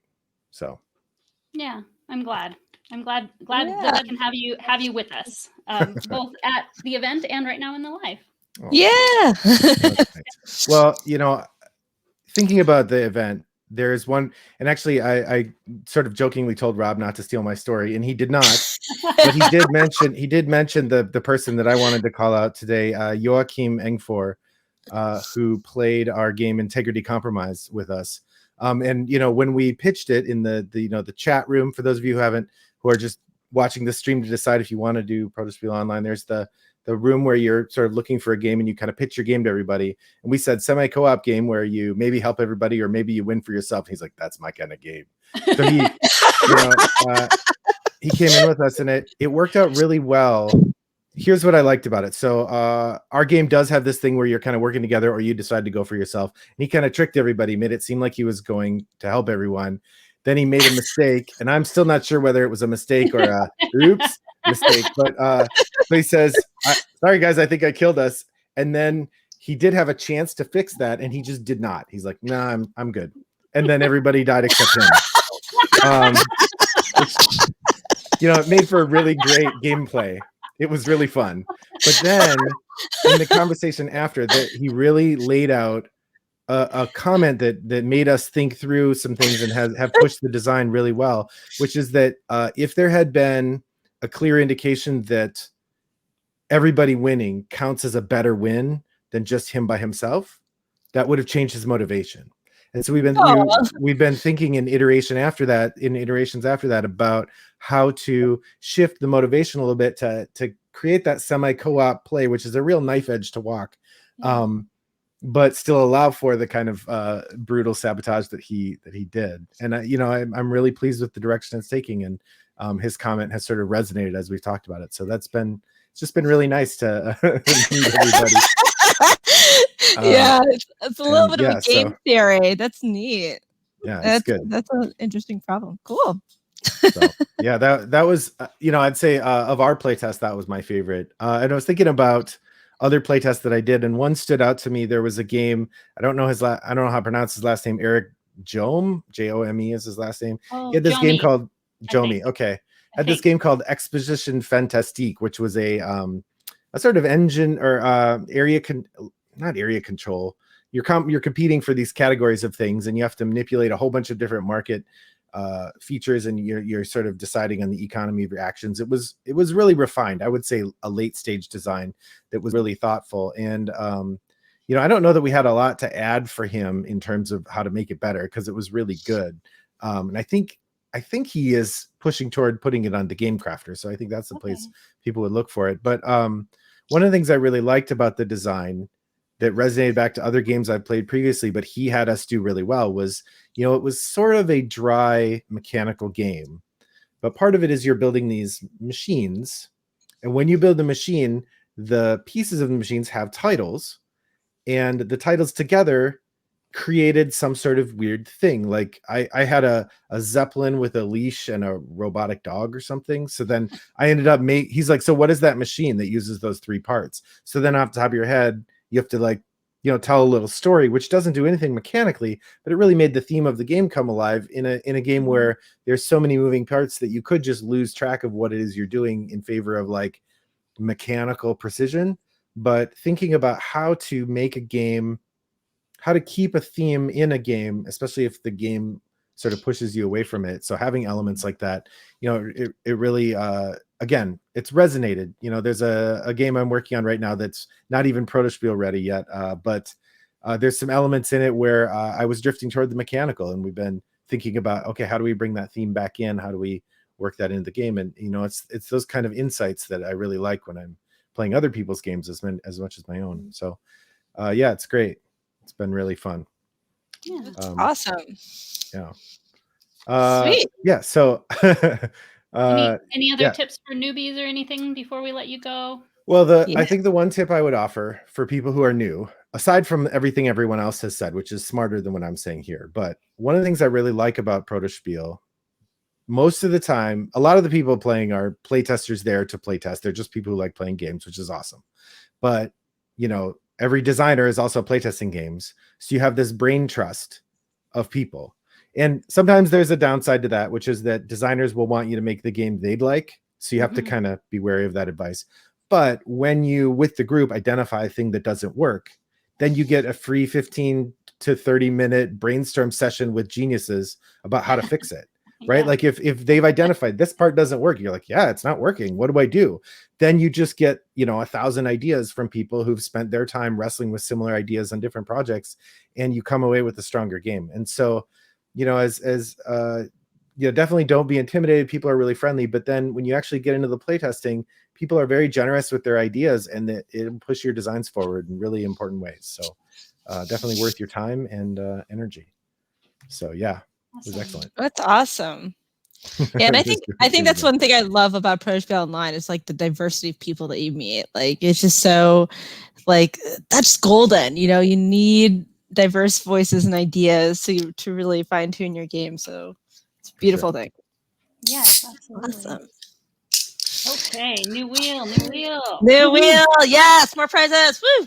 Okay, so let me say it first this time. This one is the last $25 gift card for the retail board game retail outlet of the winner's choice, as long as they sell online, of course.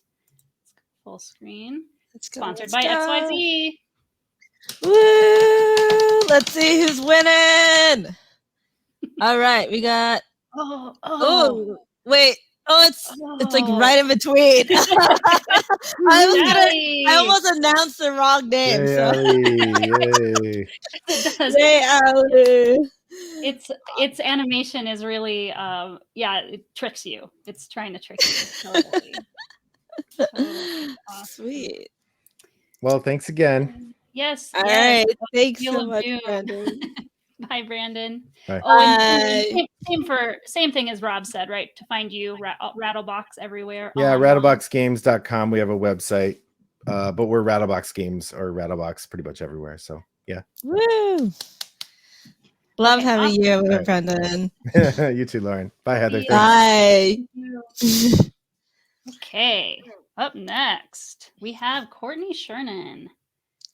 I think. Where's Courtney? There she is. I see her. Hello. Hey, Courtney. How's it going? Great. You're our t-shirt twin. Yes, I'm rocking my People Make the Playtest. I love this shirt. It's so soft and comfortable. I've been wearing it all the time. I might get a second one like you, Lauren, because it's awesome. Do it. It's so worth it. I wanted in all the colors. And there were so many I'm going to move soon. And my boyfriend's like, stop getting Protospiel shirts. Yeah. I got a sticker too. I'm like just deciding what I'm going to stick it on, but it just came and I'm like, oh, it's so cute. I love it. I just got to figure out where to put it. Oh, that's so cute. This is love the same it. one that I got to make sure. I love the Roy G. Biv. That's great. Yes. Yeah, it comes in lots of different colors. That one, if you don't want to spend a lot of money, but you want the logo or whatever, that one's the cheap. Yes. It's Courtney. But yeah, I have just absolutely loved being able to attend 2 Protospiel Onlines now. My first one was in January, and I just started designing my first game last fall. So I was still like super new to the board game community and didn't really know anyone, and was really nervous to come for my first time. But I remember I went right when it opened, and I was like, I'm just gonna sit in coffee talk for a while, try to get the lay of the land before I jump into playtesting. And Ben Moy was moderating the coffee talk, and I was just like, what a warm welcome. Yes, he was so nice, and he was like, oh, hi, Courtney, it's so nice to meet you, asking me about my game, and really wanting to get to know me and learn more about me. And I was just immediately like, yes, this is such a welcoming, lovely place. I could just hang out here all morning, but I'm gonna get the courage now to go play test some games. And that was just such the most positive welcome I could have imagined into my first Protospiel. That's awesome. Oh, it's interesting to think of coffee talk too, as that's one of the things it can do is help you build your courage to put your game out there and just feel safe before you do that. Yeah, totally. Yeah, that's totally what it was like for me. It was kind of my first step. Yeah. And then kind of next step was okay, I'm going to start playtesting some games. Got to meet some amazing people, playtest some awesome games. I know in particular one that's been sticking out in my mind from this April Protospiel is I got to playtest Kirsten Lunde's game Ovation. And first of all, we just had an amazing time. Heather, you were there. Ashwin, I've seen in chat. Emily, we just had a ball play testing, but it was such a fun game. It's a really awesome tableau builder that has a lot of depth of strategy, but also such a unique theme that really pulls you in. And yeah, that was just such a fun game to play test. Really excited for when that one's gonna hit Kickstarter. I think maybe later this year. I'm not sure the exact timeline, but I'm definitely going to be looking out for that one. Yeah. Yeah. Yeah, she'll be joining us a little later, so maybe she can tell us. Oh, awesome. Yeah, and also another game that stood out. I now at both Protospiels have gotten to play games by Tanner Simmons. And most recently at this April Protospiel, I played his solo game, Your Friend the Vampire.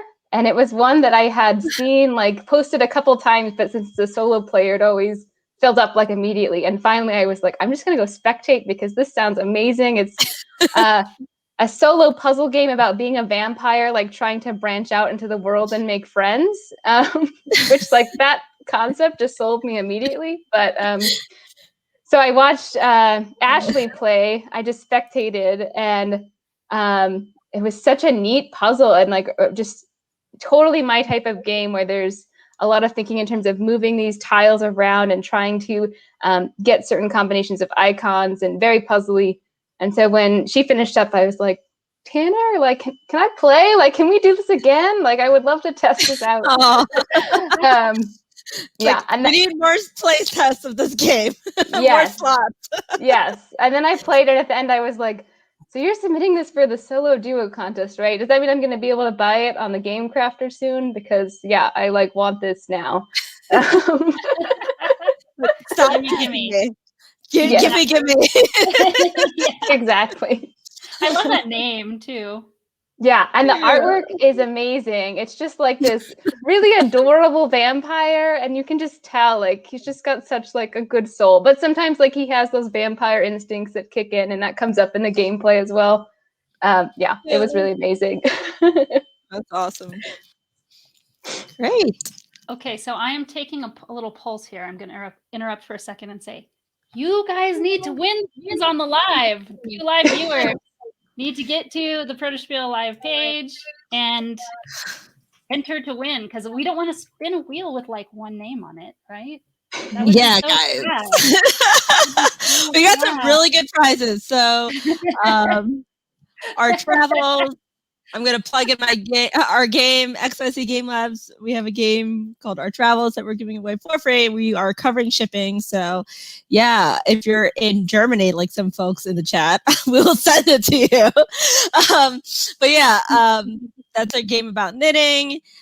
We have Joe Slack's designer board game design guideline ebooks. So those are great books, and Joe Slack's a great designer. So I would check that out.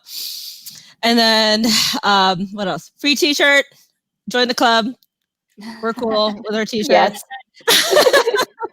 And then we also have what the fourth game, or the other game by sorry, I'm blanking. The Bank Job by Brains and Brawn Games. So check that out.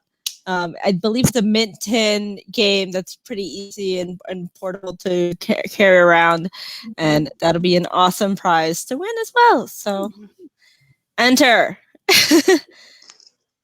Okay, some people need to refresh the thingy somehow. Oh, it's protospiel.online/live. So that's where you can get it. So and to be clear, like, the wheel that we see right now, or we'll see for just one more, we just have one more from April 2021 participants.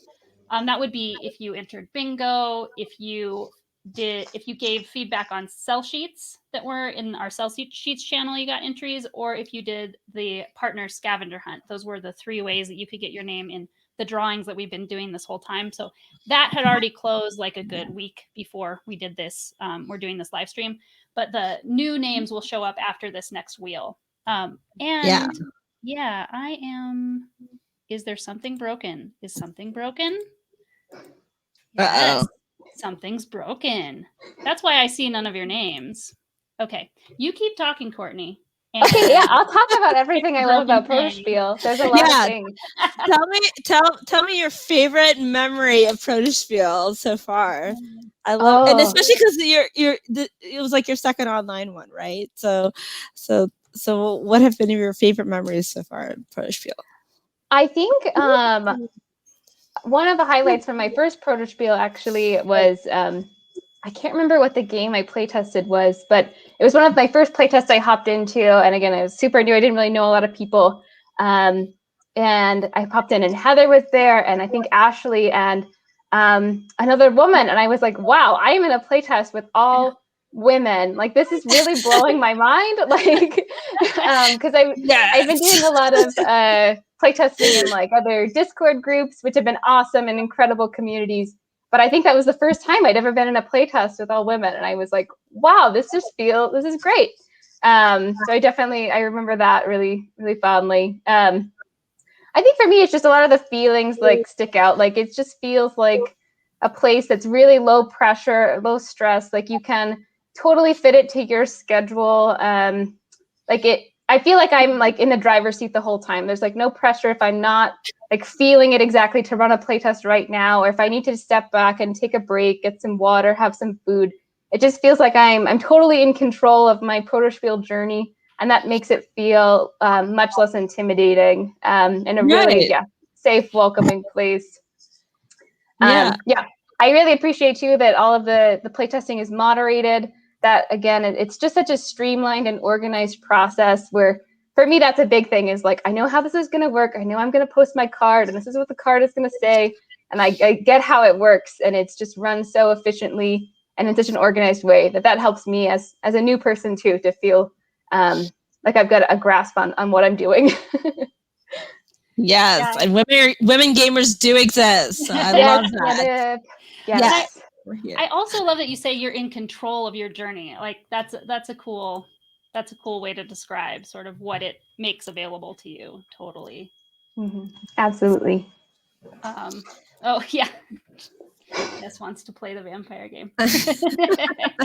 Totally. Okay. So neat.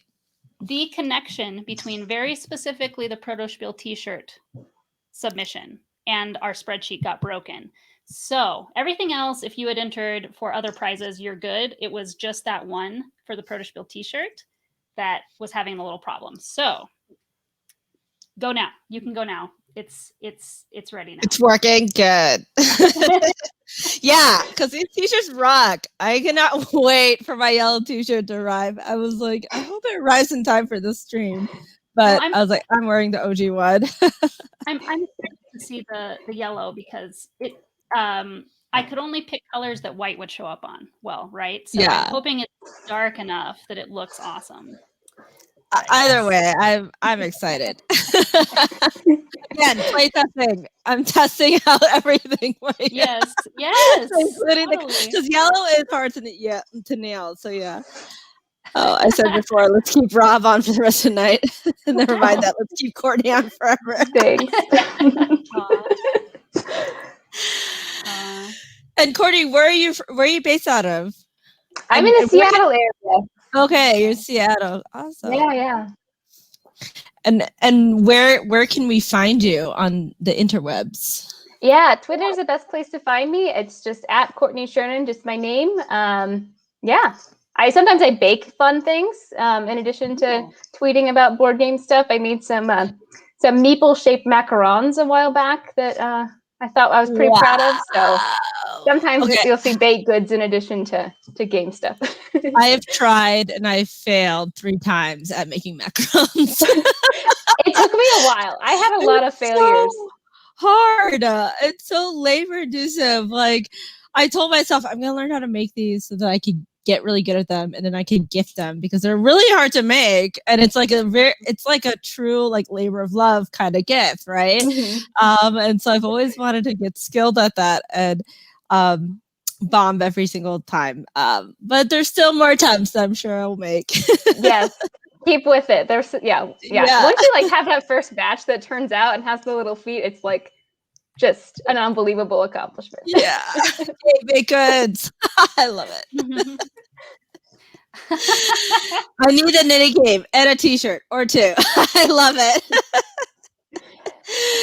Yes. Okay. How are you? We have a comment from Tarambuka.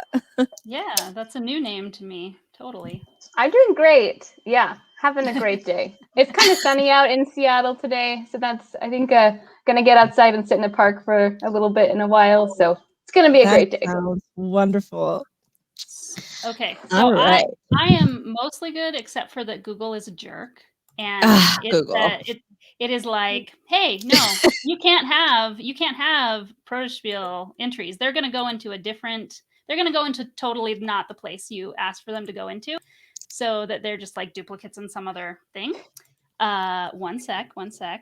So I just told you to do it again. I'm the biggest pain. You guys are so patient with me, but I'm going to just create a new spreadsheet so it doesn't have a chance to get its wires crossed, right?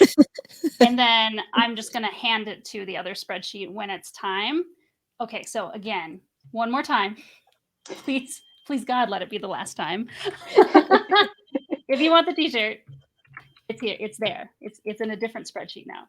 So it's not getting mixed in like you were. I saw it too, you all, your names coming into our travels when you were asking for t-shirts. So they just all want our travels. That's okay. Yeah. No, I'm kidding.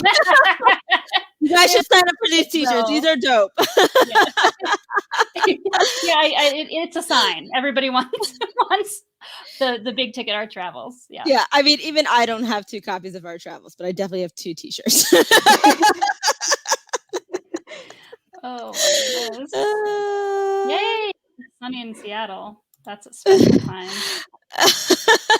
No, Joakim, you still have to enter. So the running joke is XYZ is going to be running a design competition, and Joakim's like, I'm going to win this.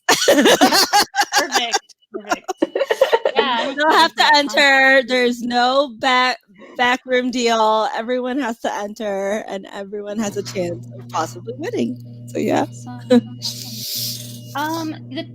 You don't see the t-shirt sign up is what Ashley says.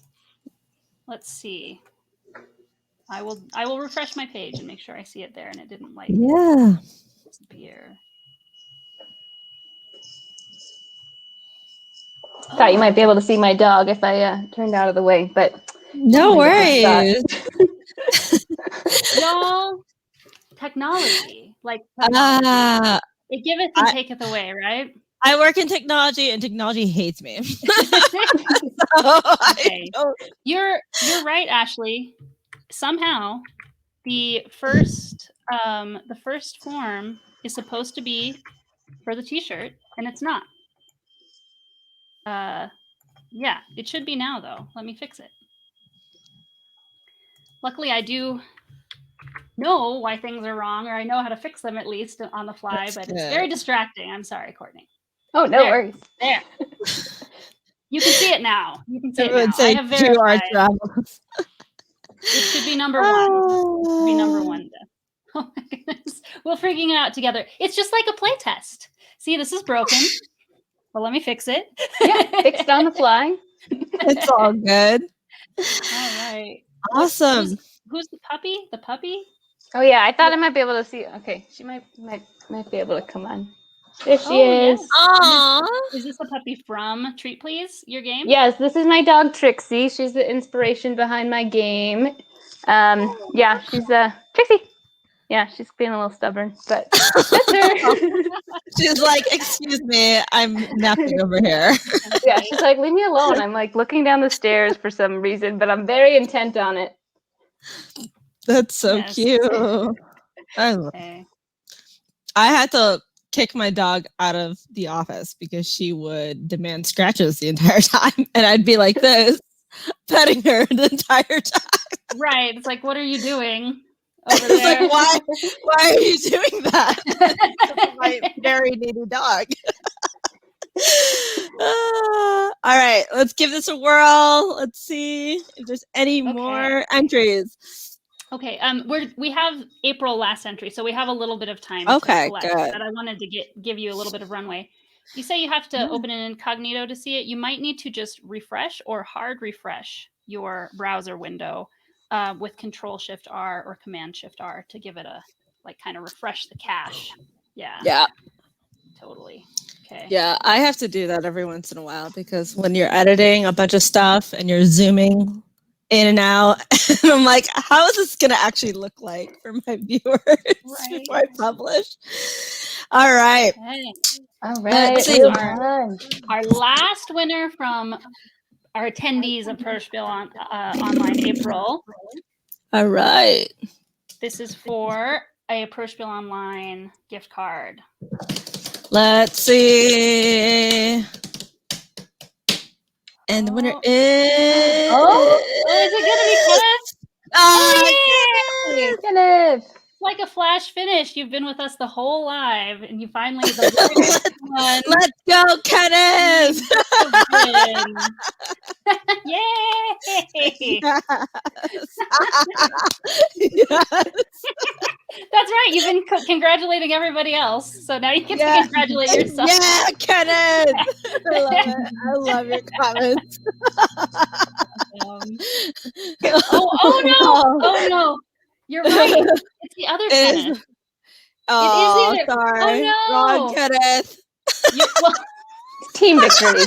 Team You're Kenneth. going to be a lot more concentrated on the other wheels, though, so we might that might not actually be incorrect. But also, you got to root for your name, Twinsy. I just wanted my name. There you go. Yeah. That's amazing. Yeah, there's never going to be it was interesting. There were a lot of Maxes and a lot of Kenneths this time. I was like, yeah, Kenneth. Track of. And not only Ken, not just Ken, but they like to be called Kenneth. 2 people at once. Yeah, Kenneth. love this Kenneth love. I love this Kenneth love. This is amazing. Oh my goodness. Awesome. Well, so good to have you with us, Courtney. Where can people find you around the interwebs? Twitter is great. At Courtney Shernan, just my name. And yeah, you can find me there. But thank you so much for having me on. It was so much fun hanging out with y'all. Yeah, it's great to see you. Thank you. Bye. Okay. Woo! And as we were saying, there is the one and only Ashwin coming to join us. There can only be one, right? The Highlander. Yes. Yes. How are you all doing? Good. Fantastic. Good. Yeah. Oh, so I just talk now. Yes. You talk. All right, cool. So, the theme of my Protospiel Online TED Talk is ... and it blew me away. So, designers here are all all here to help raise and rise the tide to lift all boats. Like, there's no competition here, and that's like one of my favorite things about it. It's like we're all together to help each other, and like this unison. We sing our favorite songs together. And one of the things that I would say I learned, and it was like the most aha moment of Protospiels that I've been to. I think I've attended 3 or 4, maybe I think 3. Has been that graphics don't have to be perfect or at all refined. They even can be clip art or whatever, but if it's too perfect, if it's too refined, it can kind of distract and persuade playtesters' feedback. Just make it clear and discernible from everything else, and then at a quick glance, everyone can kind of parse the information. So that was something that was like, oh.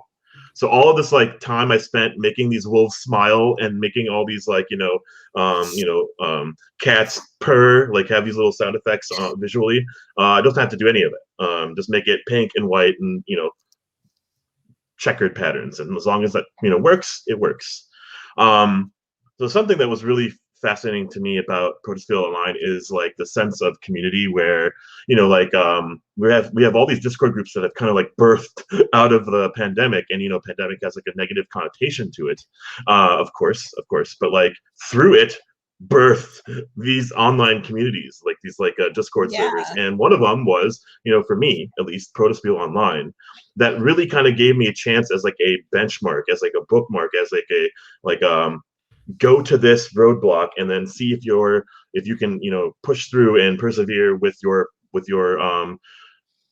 prototype, with your iterative design. And so, I was a little hesitant on the first time, and I had a co-designer that kind of like, said last minute, 24 hours to sign up for Protospiel. So I did, and it was the best decision I've ever made. It was actually probably like within 5 hours of the thing going live. I'm like, sure. I skipped my day of work and was like, oh, I'm sick. And it took me all of 30 seconds to get like, acquainted, familiar, and feel like I'm with my people, right? Like all life, you're just like to find your people. And through the pandemic, I'm just stuck with, the board games in the corner and white walls and dead plants. So I needed people, I needed human touch, I needed like some sort of like just like interface with people, just like help, throughout this time as like we're all kind of working through this together. And then I met Emily and Anna Maria Jackson Phelps, and they are co-designing a game called Synchronized. And holy crap, I don't like party games, I don't like cooperative games, I don't like memory games, I don't like limited communication games. And all of it packed in one little sandwich. And it blew me away. As I said, the theme of this is. That's awesome. And so it's like a memory game with a team. You're like a team versus team, and you like have like an X amount of time to like see a pattern of these synchronized dancers, synchronized swimmers, and they do a pattern. There's very subtle differences where their leg is left or right or up or down, or head is, contorted left or right. I don't know. That looked like a weird thing I did, but that's a thriller dance that you just that was a thriller dance. So and then you have this team, and you have cards in your hand that kind of match the cards that then are flipped face down. And within the team, you can't talk. You just have to look at each other. But we are on Discord, so we can't look at each other. We have to like point at each other. We can't point at each other, and you have to like memorize the match the pattern. It blew me away. This game has to be on the shelf tomorrow, or else I'll ride it. The next game actually came through the first Protospiel I went to, and it really opened my eyes to game design from all like walks of life. And this was someone from Denver. I think Heather, you introduced me to Caleb Vance and his game Scorched Throne. It was an area control, or is an area control game with worker placement, and the workers kind of evolved to, and like your plans are always changing. So much so that like it blew me away. So much so that I like kind of thought about it. Like I haven't seen him in a while, maybe because they were moving or all sorts of other things that were happening in life. And that's fine. That's like perfectly fine, but not okay for me. I requested his presence at a new test server that I was kind of deciding to run, and as a guinea pig, kind of like to see like to see this thing in what is that expression? To see the thing procure in reality. I asked for Caleb's presence to be there to help run his game, and it went without a hitch. And I loved it, and I love seeing him again. And Caleb, I miss you. Come back soon. And then the final game the final game I wanted to mention. For a while. Mm-hmm. Yeah, and then the final game. Yes, it's my time, Heather. Stop interrupting me. Sorry. And then the final game I just wanted to shout out. There's actually a couple. There's like I could talk about it at length, but The Clearing by Michael Westbrook. Mm-hmm. He's out in Georgia, and it was just like a pleasant experience because I was having a weird day, and his candor, his onboarding experience, his personality kind of really perked me up and really got me engaged with him, as well as the theme of the game. I learned some things from his game, which is basically kind of creating a chain of animals that do things for you in certain seasons. And then the end game scoring blew me away because it was all about creating the longest food chain. And I was like, I've never seen scoring so unique in a direction where you're doing all these planning, but you have to actually plan for the end game. It's not about points. It's not about like victory condition or like King of the Hill. It's literally who can create the biggest, longest food chain. That was like a miraculous like aha moment. Just like that stuck with me for a while. Courtney already mentioned Kristen's game Ovation. I just love the positivity vibes from that game and made me feel really good about it. But overall, like, I sitting here in a pandemic still, right? With 4 white walls. I came in with 5 hours to go to Protospiel Online in like the fall of 2020, which felt like it felt like just like a few months ago, but anyways. Yeah. I came as a guest. I left with family, right? Like I left with friends that I'm like still in contact with. I reach out every day, and there have been moments that stuck with me, especially in this pandemic. But like, that human touch, the human contact, and just personal relations is all what it's about, right? And so yeah, we're here together designing games, but we can like be heads down designing games, but we can be heads up sharing each other's games, and it works way better when there's communication through these kind of chains like this. So thank you so much for hosting these and continuing to host it. And yeah, of course, like when the pandemic is over, cross your fingers, that this will still persist. Oh yeah, we're definitely. It would be ridiculous if I stopped doing this after the pandemic. The amount of time we put into making it a thing. It would, and I know there are many people who they're not going to be able to come to in-person Protospiels. Oh yeah, they live in Germany, like Joakim here or Joakim here. Or they live in the country and they don't really have the money to get to an airport. Oh yeah. Even in the US, there are people who can't really find time or money to get to an in-person Protospiel. So our network wanted this to exist before the pandemic, but it was always like, well, would people do it? Is it too big of a pain or whatever? So in a way, like the pandemic has been horrible, but this is one gift that it gave us. I think it has given us some gifts, and it definitely has for sure. Opened so many doors. It changed the relationship between designers and playtesters and even publishers forever. It's great. Yeah. Another thing is my first Protospiel. I viewed it as kind of like a hackathon. So like I was very, very self-driven about like getting everything done for my game to get it as flawless to my extent as possible to get the next protest, the playtest.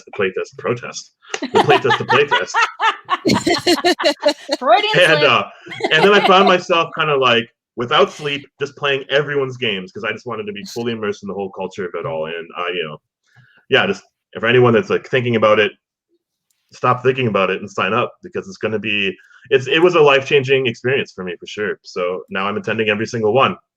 Yeah. I love having you. Yeah, absolutely.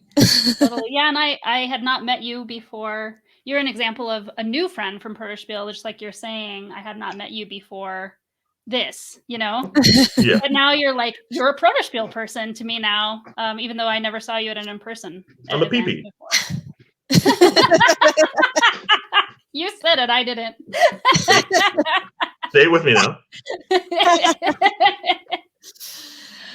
Awesome. Okay, you all. I did manage to get everything working well enough that I could have 6 responses. Last call for signing up specifically for the T-shirt. I'm about to spin the wheel for the T-shirt. I'm about to put the T-shirt. So cool. For the T-shirt, and I see only 6 responses. I wish I could want that T-shirt.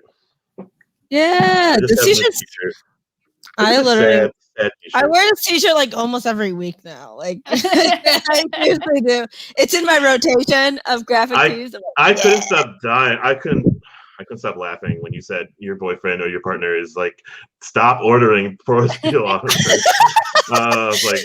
We're about to boxes of shirts. We're about to move, and I love graphic T-shirts, and he's like, "What is this? Why are you ordering more stuff? Why are things coming to the house? Like, no more things to the house. Stop ordering things." But Protospiel shirts and promo code, and yeah. Okay. Let's see. Oh, and you can thank me, Lauren, because I suggested to give a speech or give a coffee talk about treating design like a profession. So that was all. That was all you. Good.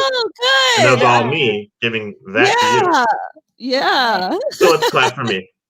Woo! Good job. Yeah, and I love that our coffee chat lineup for the last Protospiel was so good. I was like, dang, I'm about to not do any work on Friday. I was like,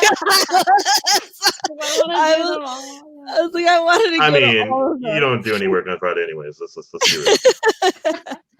Wow, just Kenneth. Oh, look at this. So Ashwin, you didn't want on, I guess. You're not on. Oh my gosh. I'm not on. Were you trying to be on? Maybe. Okay. I'm going to fix that. I'm going to fix it before I spin it because I think it was probably at least my fault. You be on it. You be on it. So then if I win and Kenneth doesn't, oh, you'll feel so bad. no, I'll feel pretty good actually. I knew that was gonna be this. Okay, you can really see these names this time. All right. Ooh. It's gonna be me. All right, Ashley. Yes, it has stopped. Yay, Ashley! Congrats, Ashley. All right, so Clap. I You will get be the to one join our teacher gang. in touch with that one. Okay. Stop Sweet. sharing. Awesome. So what about you, Ashwin? Where can everybody find you before we say goodbye?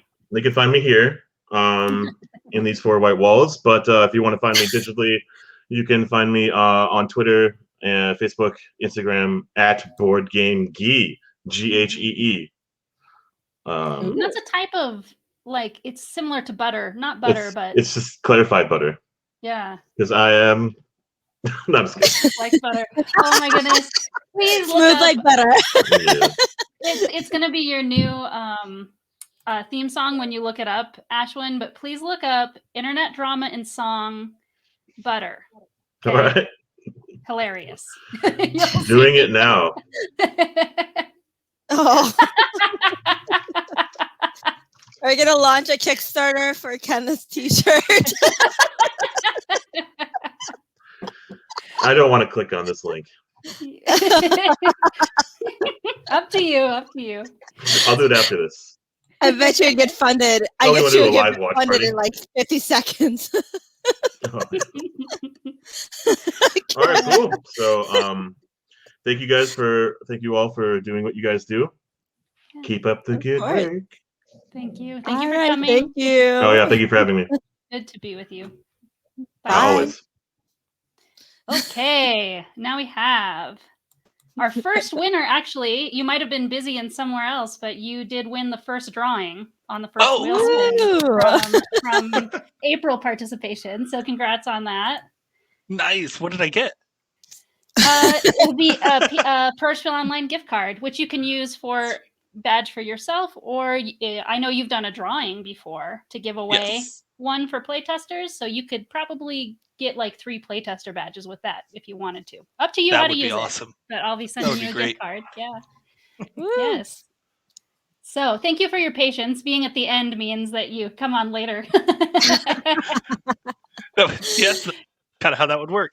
Yeah, no, it was fun sitting around watching the other speakers. They had a lot of great things to say and stole a lot of what I was going to say. Oh no!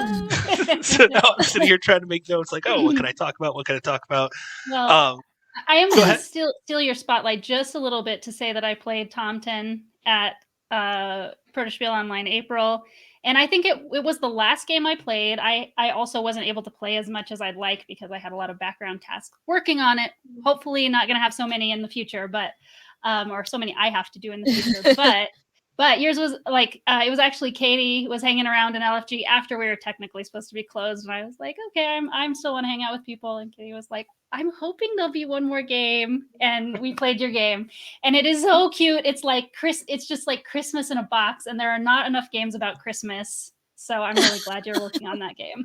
It is a lot of fun. It was designed by Chris Scafidi, and we picked it up to publish under Brains and Brawn. It's a lot of fun to work on. I'm looking forward to it. It'll be kickstarting next February, actually. Oh, okay, awesome. Yeah. Wow, so yeah, long game. Yeah, and that was we also played the fireworks game that night too. I can't remember the name of that one. I don't think with me. You must. No, it wasn't with you. Essentially, we were robots running around a fireworks factory before it all blew up and caught on fire. Okay, awesome. That was fun. Actually, I wanted to call out one of the games that I really had fun with this time was actually Junkyard Go-Karts, which I know Rob had mentioned earlier as well. And I threw a comment in to show the name of the designer, but that was Jason Harris. And he's done a lot of fun work with that. It's a cool trick-taking game that I really had fun with this in April. But yes, that one I'm looking forward to. It's going to be an awesome family-friendly game, so that's going to be great. Oh, Joe. Okay, I skipped Joe. I'm coming for you next, Joe. I'm so sorry. I see you. I see you in there. I got confused because we're off on the times, but you'll be next. Oh no! Okay? So it'll be the bank job drawing that you're giving away that we're going to do at the end of your slot. Okay. Thank you, Joe. Sorry, Joe. I didn't mean to step on your toes. No, that was my fault. That was my fault. Oh. It's Joe. He's a nice guy. He's always looking forward to helping out. Yeah. Yeah, actually, he was on my list of people I wanted to call out for Protospiel just because like he did so great moderating. I always have fun anytime I see Joe sitting in either Coffee Talk or even in the moderation channel for looking for a game. I'm like, oh, I'm going to jump in there and talk for a little bit just while I've got some time to kill in between games. And that's definitely something I love about Protospiel Online. Like the way that the whole community works well together, just as somewhere that even if you don't have a game to play or have a game even to bring in at the time, you can just come in and sit in Coffee Talk, sit down, chat with people, get to know everybody in the community. I haven't gotten to check out his flower game yet, so that's gonna be cool. I'm looking forward to that. That was a comment to just throw up. But yeah, I love what you've done with it, Heather. Protospiel Online, I think I've done October, April, and January now, and it's so well put together. I know I've seen a lot of people that'll say, hey, we've got all these other communities. Like I know I'm part of Break My Game community as an event host, and it's great to have these weekly play tests, but something like Protospiel, like there's just so much more that you can do with a 24-hour event that's so well moderated. Like you just can't get out of a weekly playtesting group. And I just got to say, I love what you've put together. I think it's great. Obviously, I keep coming back, keep sponsoring you, keep basically take my money, make this happen more. Yes. Thank you. Yes. Yeah. And like your support really helps too. People who support me and us like that, it really helps me keep going. So I really appreciate that very much. Hey, no problem. Yeah. It's always fun, and I always like to get essentially my name out there, but also help out and get other people. This is an opportunity, like you mentioned, just with Ashwin, that some people just can't make it to live conventions. I live in South Central Illinois, in rural area. Like, I might be able to make it to maybe 3 or 4 conventions a year, but some people around here just can't. It's huge. Like, it's 3 hours just to get to the nearest convention to me right now. So, like, Wow. yeah, it just doesn't work out as well. And then you have to get a hotel pretty much because you're not going to drive 3 hours in the morning and 3 hours at night. Yeah, to just like pop into it. Yeah. Could always get a tent. Go camping. I guess that's true. Yeah. Oh. So when we finish that crowdfunding campaign for Kenneth, I'll go ahead and deliver it in person.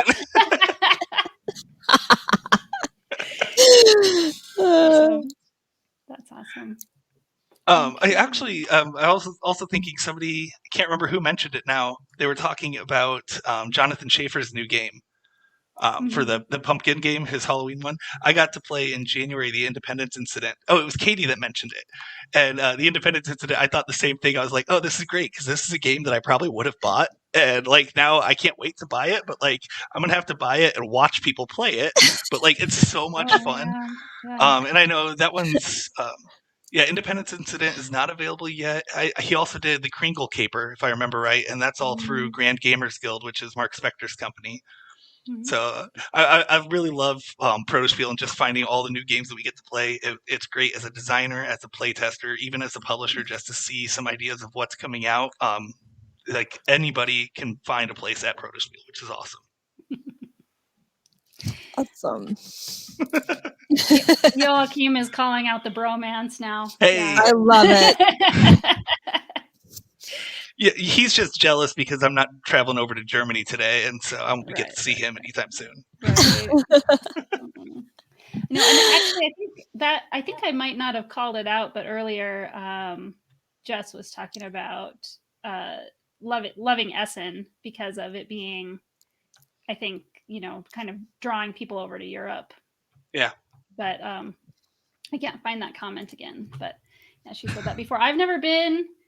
I haven't been either. It'll be a while before I do it, if I do it. But it is a bucket list thing for sure. That would be pretty cool. I'm hoping, 2022. We'll see.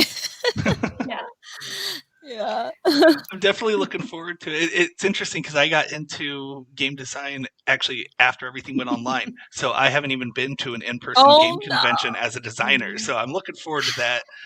I know I'm considering whether or not to drop by Gen Con or not, and I know it's got a couple plugs earlier from Rob and his cup. So, in case you missed his trinket. We love Gen Con. XYZ goes pretty much every year that we can, and it's amazing. And I've actually I'm pretty close to the Gen Con organizers, and they're doing a pretty good job to at least make it a comfortable space for everyone, still given the fact that we're in a pandemic. So I'm really impressed with their setup. So I think awesome. we'll be going. So yeah. Oh wow. It always is a big deal to go to Gen Con, really, as a vendor, definitely.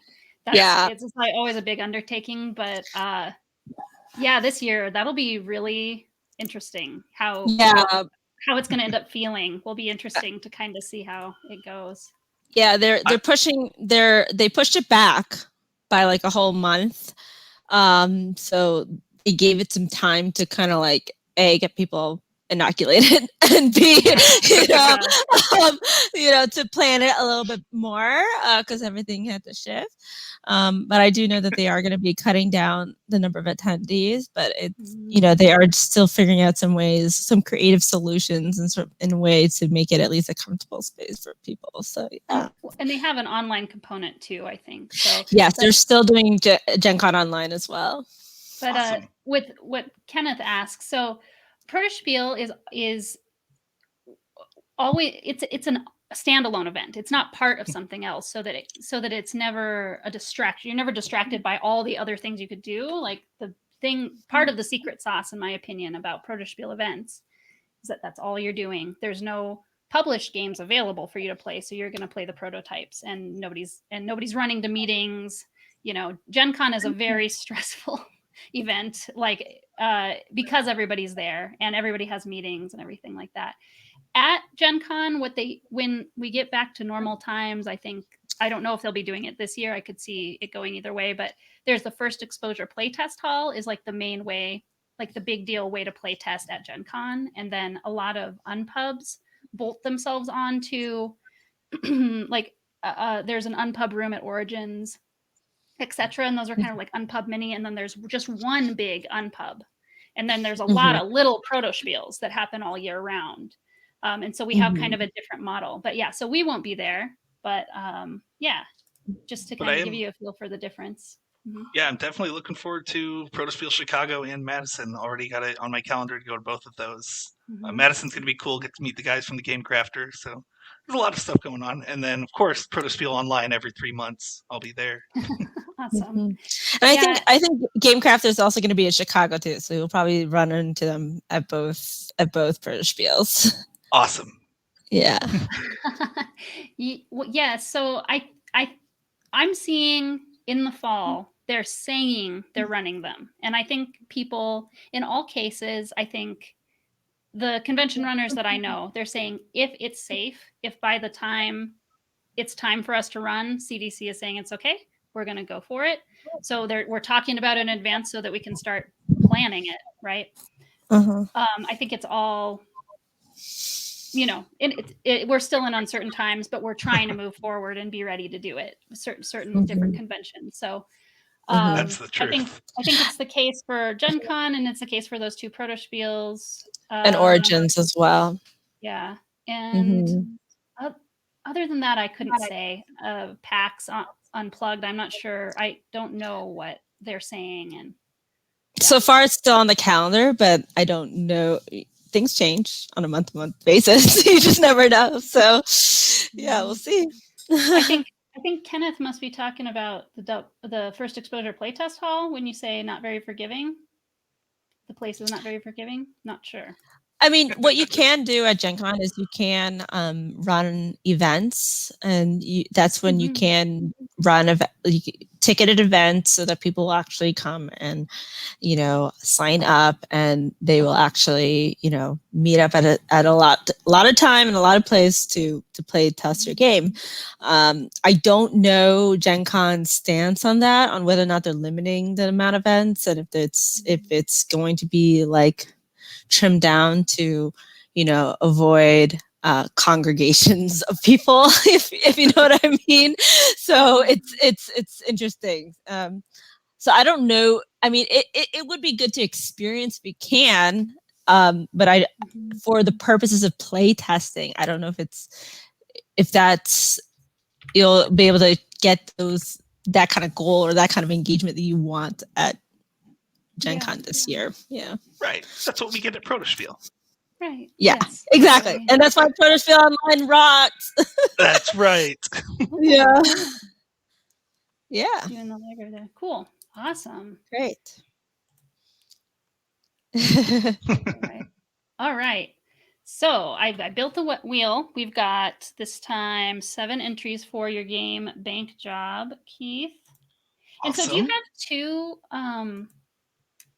do you have two different versions of that? Because you said something about I'm given the mint tin version of it. Right. So we have the standard edition, which is up to 6 players, and then we have the mint tin edition, which is up to 4. Okay, cool. Awesome. So that's the one you're entered to win here. Let's go ahead and spin that wheel. Woo. Let's see who wins this game. Oh. Where's it going? It's awesome. Man, that made shipping a lot easier. Were you sweating there a little bit? They're like, oh man. No favorites, but still. Oh, is there a double entry? Did you have a double entry? Oh, Joakim did have a double entry. So, but it's probably my fault because of the technical difficulties. There's some things running in the background. I was trying to look for dupes and get rid of them. Sorry, but you won anyway. We didn't win anyway, so. Oh, I love it. See what happens when you stick around. Good things happen to those who stick around for sure. There you go, Kenneth. Okay. All right. Okay, yeah, no favorites, but U.S. shipping is cheaper, so. Definitely. And apparently he's close. That makes shipping even better.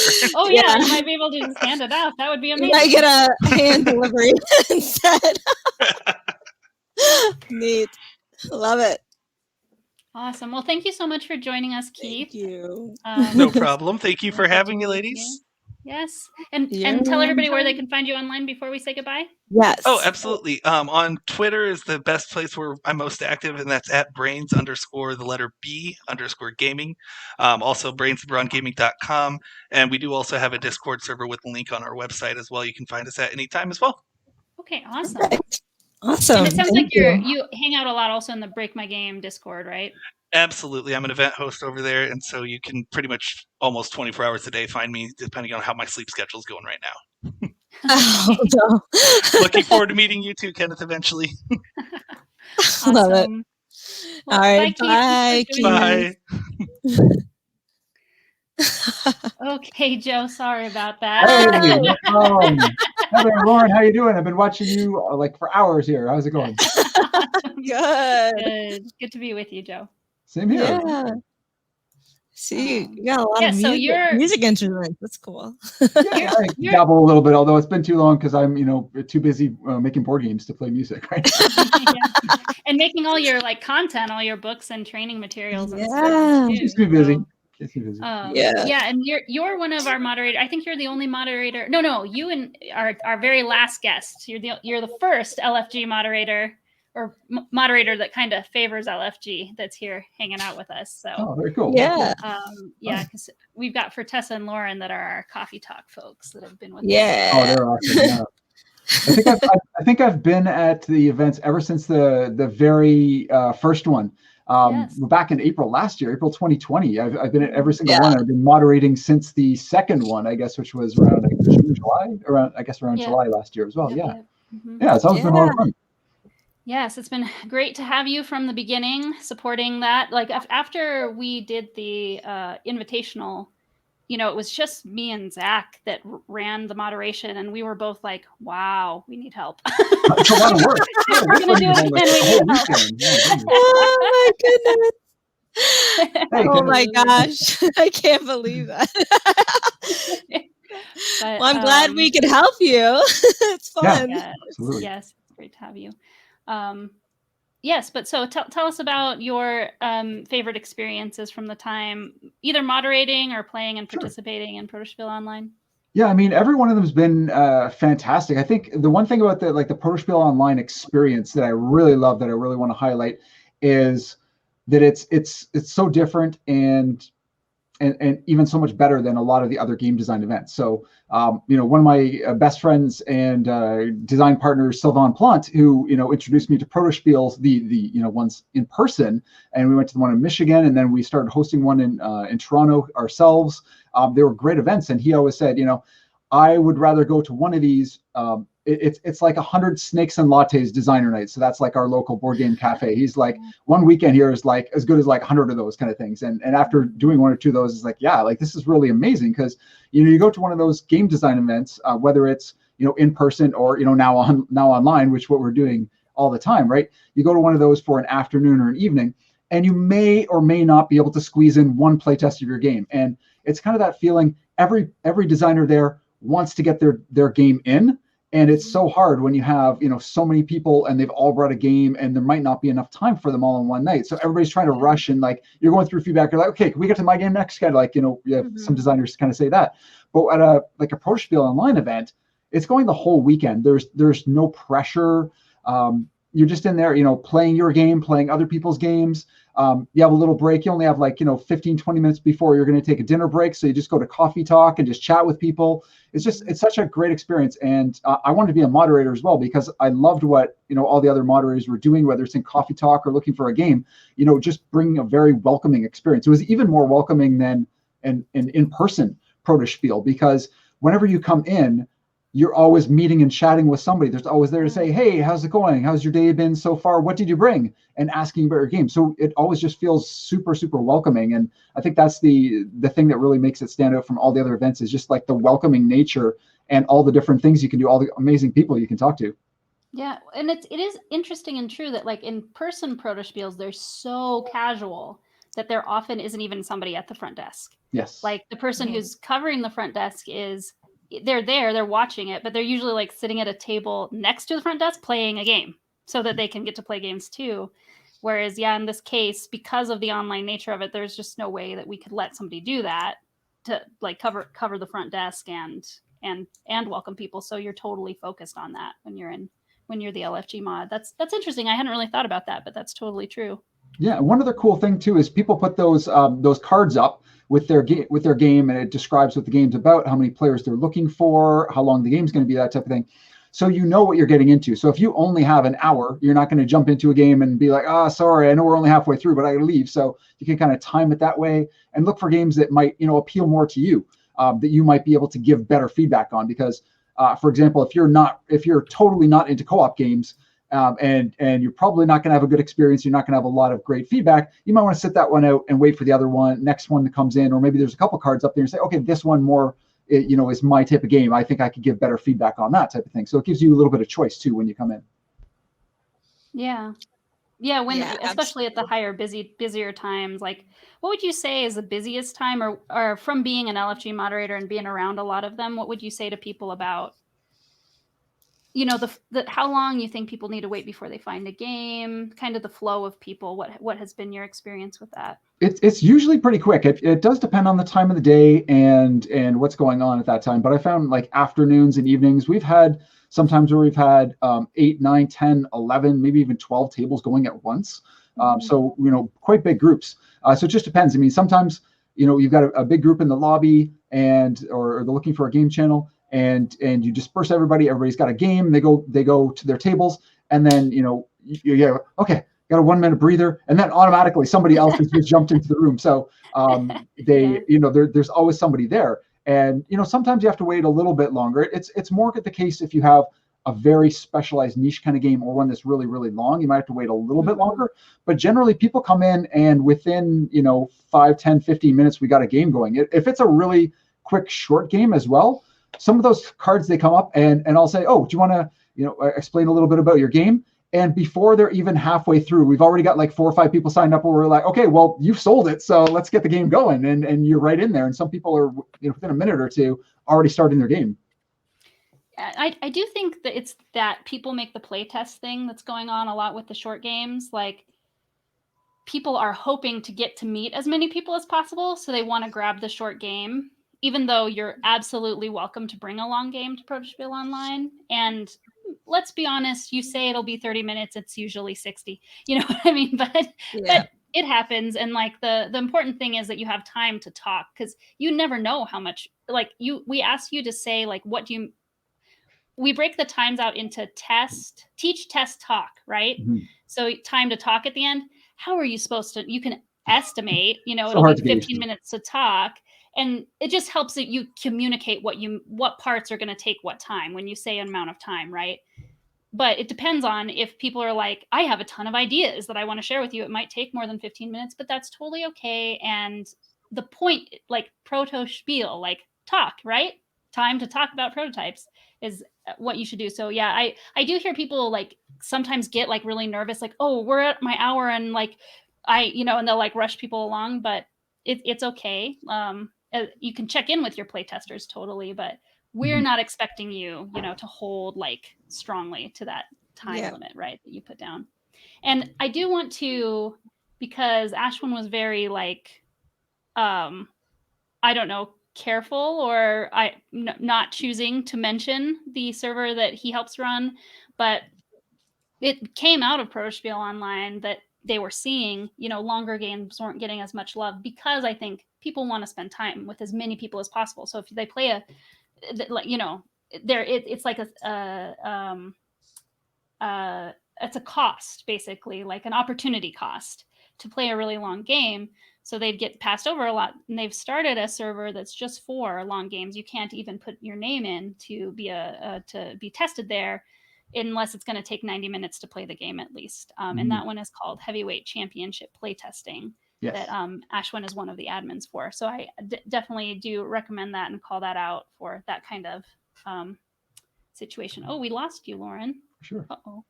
I'm gonna step away for a second. But Heather, the one thing I want to mention too, I'll remove you for a second, but you hop in, okay? I'll watch for you. And Heather, the one thing I want to mention too about the longer games too, at the last one in April, the last Protospiel, I actually did see a good number of people come in with longer games that were 90 minutes, 120 minutes, just for the game, not even the teach and the feedback, and they were getting filled. I mean, the good thing was there were enough people who brought long games who were also very willing to play other long games. And some people specifically said, my game's pretty long, so if I see any other cards go up for another long game, I'm going to jump in on that because I want to be able to give back. I know those are harder to fill. So I actually saw at the last Protospiel a lot more people come with longer games, and were very, very easy to fill them in. That's good. That's good to hear. Yeah. And we don't really like have our, tete-a-tete after Protospiel Online. So I'm even kind of getting the news from the mods because I'm off doing my other things, and you all are watching for me. So good to hear what your experience was like. What about like a favorite game that you've seen at Protospiel Online? Yeah, the last one at April, I would say Zach Hoekstra's game, Come At Me Then. It's a really, really clever 2-player cooperative game, and it's about fencing. But like I'm not like a huge fencing fan or anything like that, but the way he described it was very interesting, because it's not like it's not a game about fencing against each other and trying to score more points or something like that. The whole concept is you are stage performers walking around the stage and dueling with each other. And what you're trying to do is keep the audience's engagement. You're trying to keep them interested, and they're gonna leave for snacks and things like that. And if you don't do things that are exciting enough, they're gonna be out. Hey, Lauren's back. I'm back. Sorry, quick bio break. Oh my goodness. No worries. But Zach's game was great in that way. And I played it. I can't remember who I played it with, but it was somebody the first time I've ever played a game with them at a Protospiel. And we were just totally in tune with each other. Okay, well, I'm going to play this card. Okay, well, what can you play now, and how can we tie these together? So there's all these different ways to make combinations, and it's all about maneuvering past each other on the stage and collecting things and not letting one person get too far ahead. It's about you're doing like an elaborate dance on stage, and it was really, really cool how he put it all together. And at the end of it, he's like, you know what? like I may have, some interests with some publishers, but I might just go and kickstart this one myself. And we were talking about that, and we had a great conversation because I had run a Kickstarter not too long before, and he had some questions and that kind of thing. And I was like, designing and being a publisher and self-publishing, there are two very different things. So there are a lot of things you have to take into account. So we had a good chat about that as well. But I'm excited to see it, whether it comes out with another publisher or if he self-publishes. I'm really interested in seeing where that one goes. Yeah, yeah. He's he's one of our co-organizers, and he's my local designer friend, right? Because the reason Protospiel Online started was that Protospiel Denver launched for the first time on the cusp of the pandemic, and so the invitational only was a chance to give a free ticket to some people who couldn't come in person to Denver. So that's how I know Zach. He's local to me. And we have our local play test, and I got to try it at that game at that play test too. So, and I agree. It's like the theme is really just like a very unique, fun idea. And he's a great designer too. He's pretty new to the design scene, I would say, but he's one of those people who's really making it a priority to work on his designs, and he's getting he's signed with XYZ actually. Yeah, he's got a lot of in-laws, and we got a little connection here, me Yeah. and Zach and Right. I mean that's one thing about Protospiel though, we find some of the greatest games through Protospiel, and we meet some wonderful people and friends through Protospiel. So it's just such a trusting community that, XYZ, we would not be who we are without the Protospiel community. And we mean that with whether it's designing other people's games or testing our own designs. We really, really would not be here without Protospiel. So cannot say more awesome things about the community. And I got to say some awesome things about XYZ Game Lives, because you guys are amazing too. And I know we've worked together. We've got New Year's Eve, together, which has been fantastic working with all of you there. And you've all been fantastic to work with. Great publisher. Oh, thank you. And you're going to be, Joe, right, a judge for their upcoming contest, right? Yes.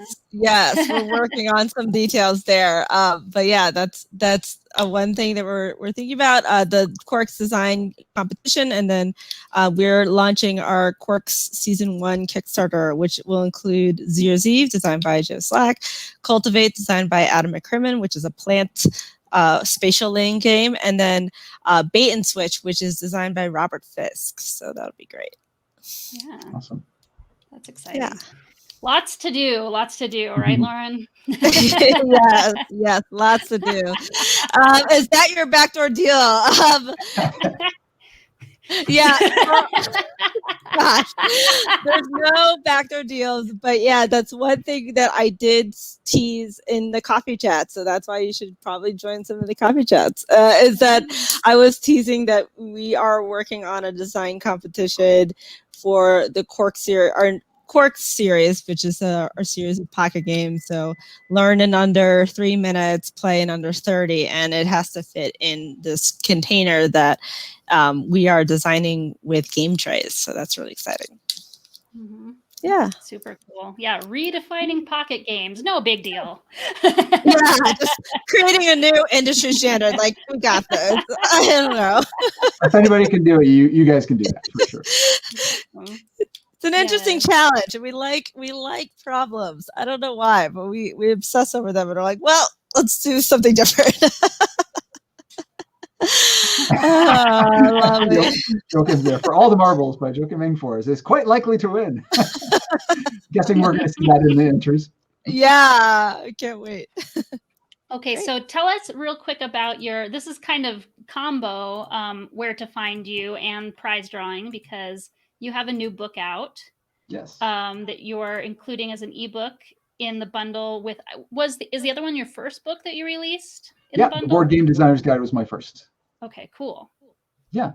So the bundle is the Board Game Designer's Guide, which was my first book. And the new one, Board Game Designer's Guide to Careers in the Industry, where I talked to over 40 industry pros and got their advice and thoughts on how they got into the industry and how, you as a potential person who wants to get into the industry can use your own skills and experience to get your foot in the door as well.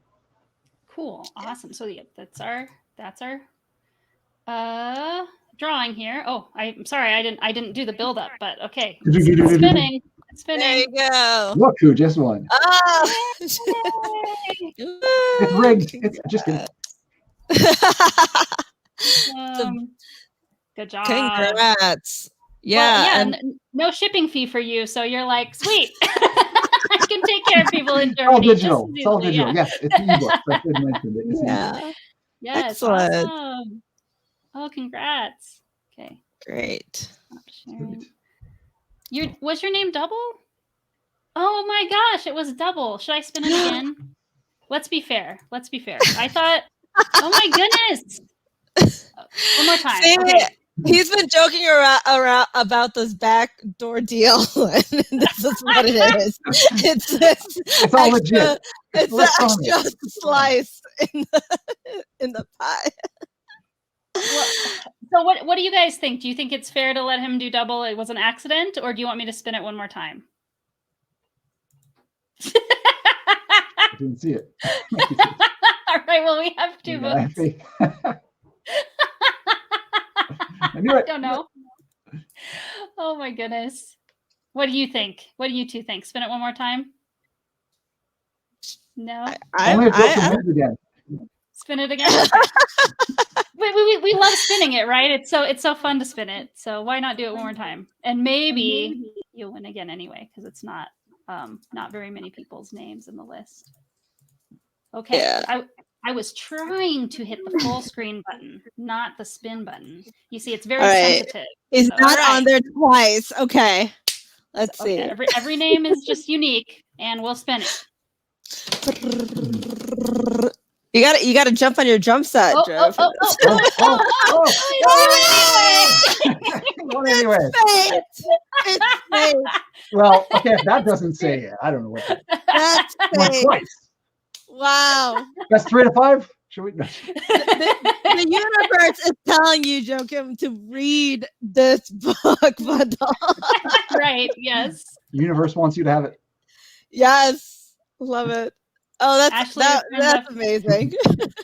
Well, Ashley, you're in time to get your name into Arch Ravel's drawing, which will be our last drawing, which we're going to show after our last guest. So tell everybody where they can find you, Joe, before I say goodbye, and then we'll bring on our very last guest. Sure. I'm all over Facebook, but my website is boardgamedesigncourse.com if you want to check out any resources there. And you can also find me on Instagram on I'm jslack22 and on Twitter at crazyBRDGameGuy.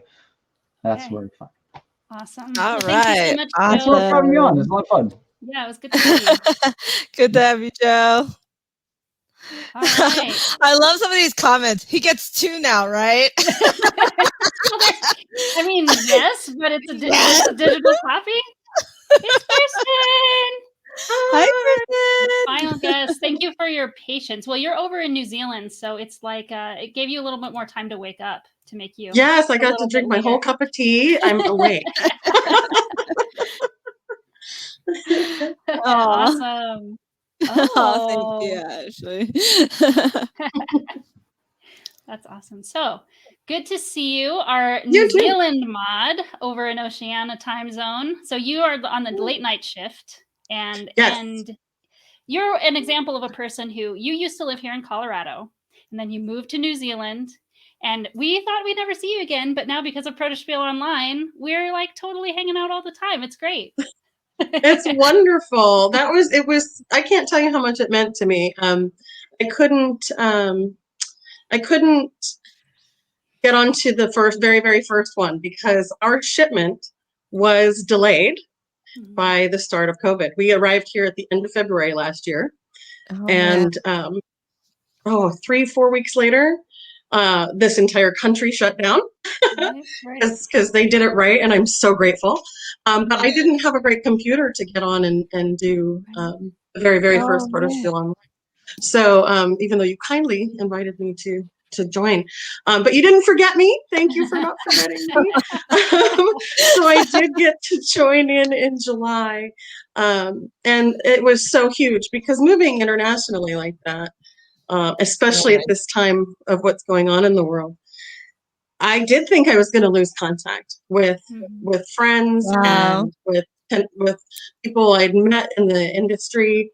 I had the good fortune to meet Joe at PAX U before leaving the country, and just making all those connections and stuff, and feeling like I could lose all of that. So very much the silver lining for me was Protospiel Online and being able to stay connected with all these wonderful people. Oh, that's awesome. And keep playing and keep growing and developing. It's been amazing. Yeah, it was so great to meet Joe at PAX Unplugged. And I was really nervous at that big convention. And Joe was just so kind. He was harried because he had a travel delay. So he was just back to back to back to back meetings. But he took the time to introduce me to some people in a playtest room, and just was so kind and welcoming that he really made it easier, which is what he does as a moderator and what I hope to emulate as a moderator. I really love the gig. I love getting to hear. The only downside of being a moderator in LFG is I want to play everything. I get to hear every bit. I get to see every card. And I'm like, oh, I want to play that. Oh, I want to play that. I feel like that becomes the mantra for LFG whenever I'm in there. But it's a great joy for people who might hesitate or be new or be nervous. We're there to help, and we love to help new people get into the community because it is a community. Not too kind, Joe, just straight up honest. Yeah. We love to get people into the community, and it is like every few months I was like, oh, I get to see all my friends for the weekend, and play games together. And it's been wonderful and such a great thing to hold on to during a tough time. And then it's just continued to be great. I mean, I have no complaints about where I am, believe me, especially at this time in the world. But being able to stay connected, and definitely I'm able to go out and play, and I still want to get online for this and play with my friends and see all the new games and see how the games have developed. That's been really exciting. I've got to play Avoid the Cacti. The last one I didn't get to this time, but he was telling me about it developing. Joe was telling me, and I really want to see how it's growing. So that's a neat thing, getting to see how people's games develop over time. That's amazing high praise that, someone who lives in New Zealand, basically right now, the land of plenty, like, everybody wishes they were you. As I told you, what did I say? You won what did I tell you when I heard that you made it over to New Zealand before pandemic? Congratulations on your life choices. right. You didn't even know. I remember it very well. You didn't know what a great life choice it was at the time. Yeah. No. But you Oh still my come, gosh. you still come to hang out with us. So it's not, which is encouraging to me to know, like, when we get to have more normal life again, there will still be a place for this. And I'm excited for that time too. Oh, Joakim won. Yeah, and I love that I'm able to do that. Hopefully I'm helping provide the service to make it 24 hours. And it's quieter at that time of night, so I actually have a little guilt because I get to play in those late hours because there's so few of us. Right, I get to play. It doesn't feel like work. Well, it never feels like work, to be honest. Never. Too many wonderful people and wonderful games and stuff. But I really enjoyed the opportunity to get to play in the late hours. I got to play Maddie Schrader's Heck and Hounds, which I know has developed over time, because when the first Protospiel I was on, it was Walking Doggos. But I finally got to play Maddie's Heck and Hounds, which I'm super excited to see coming to fruition. It was really fun, and I'm super excited to see that that's going to be hitting Kickstarter soon. Yeah. I'm really excited for her. Yeah, and that was I know Maddie had said that it was kind of amazing to actually get first ever game signed during pandemic, during the pandemic. So yeah, I'm glad for the other Protospiel Online can be a place where you might get found by a publisher. We don't have a ton of publishers coming and scouting at this time. That may change someday, because there's a lot of different things to figure out, and how to take care of the publishers is one of many things we're trying to juggle, right? But we also have we've Mhm. had a lot of like pitch meetings, and Tabletop Simulator like allows those digital pitch meetings. And I think what do you think, Lauren? Like even in normal times, it's probably easier to be pitched just on a Yeah. Zoom call. Yeah, even on a Fit 'em Zoom in. call, or like even just like people creating a quick, 3-minute video, like breakdown about what the game is, elevator pitch, how to play, like get straight into the hook. That really helps publishers get an idea of like, what is the feel of this game? Do we like it? Does it seem fun? Is it quirky? Is it like, and that really helps a lot. But also too, I definitely look at the sell sheets. Oh, that are in there's at least one publisher looking at those. Yeah. So I'm looking at the sell sheets, so don't you worry. So yeah, that is one thing where that I like Protospiel a lot, because I know that my team's very busy and sometimes they can't make it into the chats. They can't make it to Discord at all. But I'm kind of like their ears to the ground, where I'm like, okay, this is what I think is going on. This is like something I play that's really cool. Like we should maybe consider this for maybe a different thing that we're working on. Who knows? And so, yeah. I'm going to steal Joakim's comment here and put it on the website, I think. Because that is exactly right. That's awesome. I totally agree. Yeah. Absolutely. And honestly, I think if more publishers want to join Protospiel, they probably, it wouldn't be a bad idea. I'm just saying, it is a quick and easy way to get information about games, and especially with the LFG channel, you can just look at the cards and quickly like, okay, this seems like interesting. Okay. And then you tie it back to the sell sheet channel. You could find all that information out really quickly. And, if you're right there and there's people there willing to just show it to you, or you want to sit in and like lurk on someone's game, you can totally do that. And we have ways for you to lurk. Totally. Yeah. Yeah. So it is, it's really a great resource. And also it's really awesome to just meet so many people, just so many great people in general who are just playing games and designing games. So why not? And new for April, I am revamping the way we do our prototype listing that you can sign up for before the event and look at before and during the event and after. I'll keep it up forever actually on our website. And I've been able to add, because of this change, I've been able to add a looking for a publisher yes no toggle. So as a publisher, you can just, even if you didn't come to the event, it's going to be on the website, publicly available on the prototype page. You can come in, you can filter it according to looking for a publisher. Now, of course, as time goes on, like if in April they were looking for a publisher and it's December, and you look at the April list, they may or may not still be looking, but like the more recently, the more true it will be. But either way, it's a really great way to see, if you're trying to pick up a game that, say an opportunity falls into your lap as a publisher and you're like, well, we need a game for this. Let's see, like you could really source out some great title or some great designs there. And that's another thing too, like we really trust the Protospiel community. Like the Protospiel people are amazing. Like the feedback is great. It's so kind and respectful.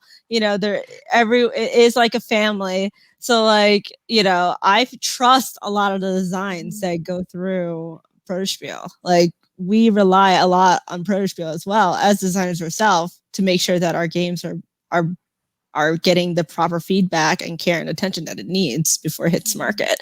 So, not that every design is the same, but there is a level of care and level of love into each game that goes through this community. So, cool. Awesome. I think for designers that we may not be pitching at the event, but we are getting more and more familiar with how it's playing in Tabletop Simulator. We're getting feedback or questions from players that would be questions and feedback that a publisher would give us as well. So we can figure out the answers or solve problems that will have better answers next time. And then sometimes I've actually had people, well, at one point somebody said, let me tell you how your game is different than Gizmos. Like some people have said, it seems like there's a little Gizmos inspiration here. I'm like, yeah, there's some connection. But somebody just said, let me give you a list. I like Gizmos, but I love this, and I'm going to tell you how it's different. So they actually answered the publisher type questions for me, which was great. Like you can get some of that kind of wonderful feedback and take notes, and it improved your pitching ability. Oh yeah. I've and me sitting in the coffee chat, a lot of people are like, what do you think about this? I was from like, put your publisher hat on and like, what do you think? What do I need to do? Like, are you turned off by this? How should I approach this weird situation that this game might currently be in? Like, you know, and it's just a very trusting community, and it's a great place to get advice like that all around. So yeah. It's wonderful that you're willing to do that for all of us. Thank you. Of course. I want more games, like awesome games to exist in the world. Like there's plenty of room for cool games and cool designs, and you know, why not? Like bring them all in. I want to own them all. So yeah. Yeah, like even your pitch in LFG, the way that we run LFG, where you put up your card and then you verbally explain your game, it's good practice for pitching. Great practice. Exactly. What do you think about have you shared yet a favorite game that you've seen around Protospiel Online for us? I definitely really enjoyed Beck and Hounds this time. That was a lot of fun, as you mentioned. I always enjoy seeing what Emily's up to. I have not gotten to play the synchronized swimming game that Ashwin raved about. I'm so jealous. He's raving about it. I'm like, I haven't gotten to play it yet. I didn't even know about that one. Yeah. I enjoyed Zach's game. I got to play it last time, so I haven't gotten to see. He did tell me it's developed, so I want to see that. You know, I still want to see how they're going. But I loved that the first time. I loved the unique theme for Zach's game. Awesome.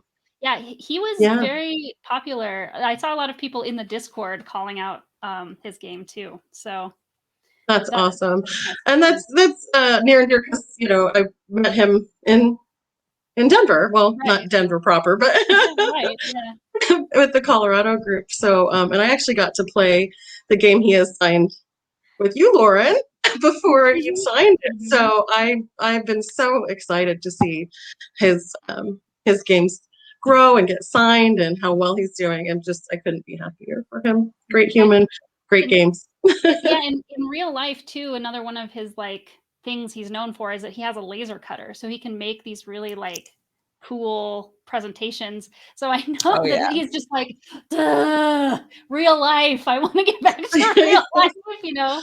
But he's still been just very like he's gone with it though. Like he's figured out how to make the most of TTS and stuff. Yeah. I wanted to mention Courtney touched on how exciting it was to be enter into a playtest and say, there's all women in this room. And I feel like there's that's exciting. The whole diversity that people all over the world, people of every brand of us, you know, everything you could possibly want, we're all here together. And it is so cool, the diversity and welcoming and inclusive environment that you've created. It's really terrific. Yeah, absolutely, Kenneth. I don't know what's going on.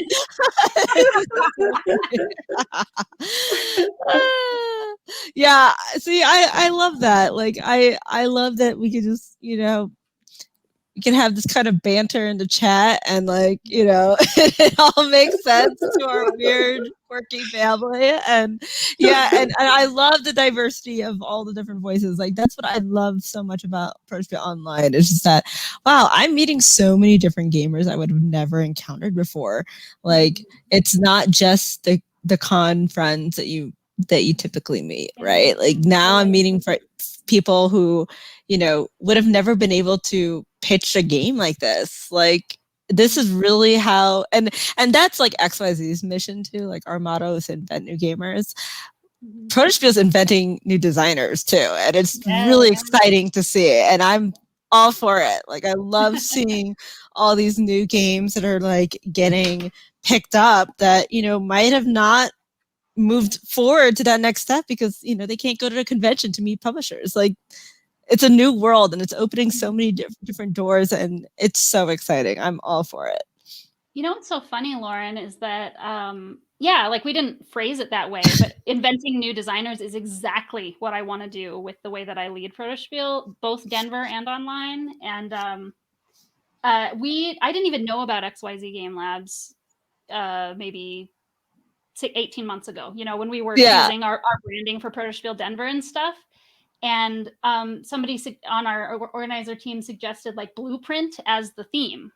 Yeah. And got his he has something called Design Pickle, where a designer puts together, like, makes some assets and gives them to us. And so I've just been I use the raw assets to make all of our announcements and stuff like that. And it's Blueprint and Blueprint sketchy and stuff. And then yeah, it looks like we matched your logo I know. to Blueprint. It's hilarious. Yeah, we've always had that grid in our thing because we're a laboratory. So like there's drafts and stuff like that. And yeah, so it's really funny. I was like, wow, Protospiel's really our branding is jiving right now. Yes, I know. It looks like we did it on purpose, but we totally didn't. It's just a coincidence. I gave him a one-on-one 15-minute lecture on Jira. So that was my project management one. So yeah. Oh, boy, yeah, that is so needed, Lauren. So keep talking about that. And yeah, with Coffee Talk too, I'll just real quick answer something that I know is a frequently asked question about Coffee Talk for people watching later or whatever, is that we don't record it because it is not a presentation. It's a time to talk together, just like if you were at the bar or the breakfast bar, you know, in the morning at Protospiel and you're at a hotel. It's just a place to talk, and we don't feel like people can talk freely and say all the things that they would say if they know they're being recorded. So we can redo topics, right? We can talk about them again and again each new time, but every time it will be different, as different people will be in the room. And so maybe we'll have you do that one again if it was popular. We'll poll the audience. And man, that's gonna be hard to recreate because I was literally building a project from the ground up. Like I was building it, I was in Jira sharing my screen and being like, all right, this is how I'm gonna manage my next Kickstarter. And this is how I'm building all the epics and all the stories and all the tasks. And this is how it's gonna happen. So I don't know. That was a what-off. We'll see. We'll see. Sounds amazing. Maybe somebody could get really lucky and they could they could open their own and you could step them through it, right? That could be an option too. But yeah, that's what I did, and it was really funny because a lot of people were like, "This is fascinating." It's like okay, it's like wow, I do not have this level of organization in my life at all. Yeah. But, it's a lot to set up, but it really, I'm sure, helps take the stress down probably for you, right? Just to know everything's in its place and you know your plan, right? Yeah, absolutely. And you got to have a plan when you're approaching Kickstarter. You can't just wing it because it's more it's a project within a project, to be honest. Like that's what it is. So much confidence. I know. Like look at awesome. Love it. Okay, well, before we go to the wheel, do you have any last thoughts, Kirsten? Anything you I don't know. I'm already signed up. Get the t-shirts. Where am I?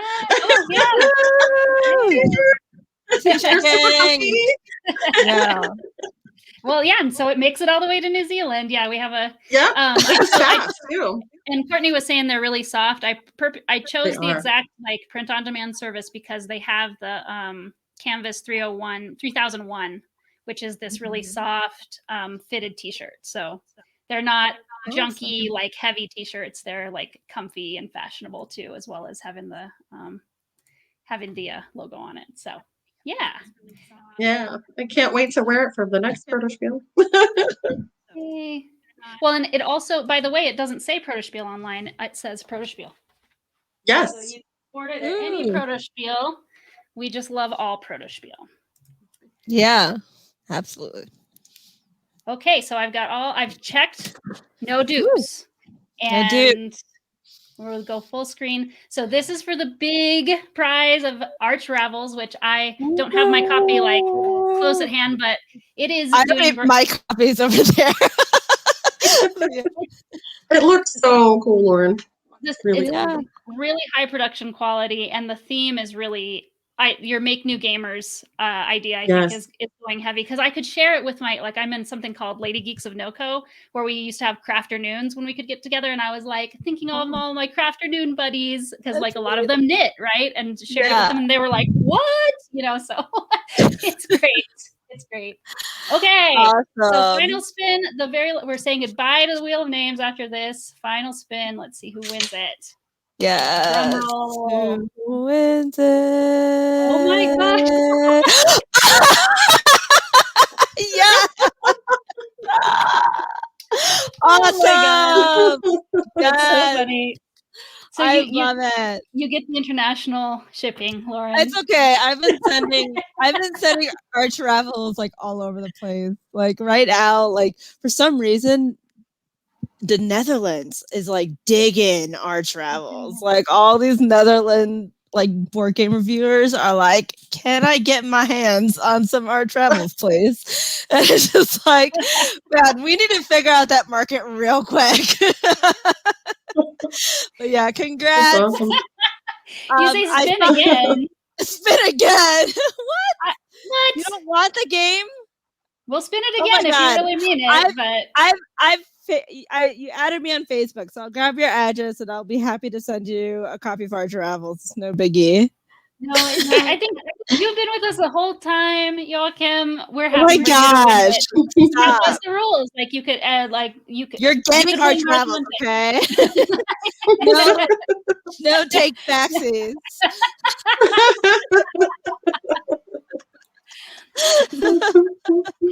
Well, and so we're gonna say goodbye in general now. So, why don't you first tell us where you can be found online, Kirsten, and then we'll also talk real quick. Me and Lauren will share that too before we say goodbye. Well, I'm mostly sending folks, since I'm going the self-publishing route. I'm sending folks to lookingglassworkshop.com and at lookingglassws on Twitter and Instagram, because I'm gearing up for Ovation to hit Kickstarter this year. Woo. Yay! What do you mean refunds? I have no idea what you're talking about. I have no idea. I think I was saying no take backsies, so he has to get right. That's not a refund. Different kind of take backsies. Awesome. That's awesome. Yeah, I'm really excited to see where that goes. It's such a fun theme. Mm-hmm. I'm gonna be watching that one. That's exciting. Ovation. Yes. Yeah, and it always does get a lot of play at Protospiel. People are tell me about that game, or yeah. And I'm glad you've been coming back again, right? So since you have to moderate, you're not able to play test it all the times, but people eventually get to try it if they keep after you. Yeah. Yeah. Awesome. I've had folks reach out after the fact. We've connected. If I can't, we don't get to play during.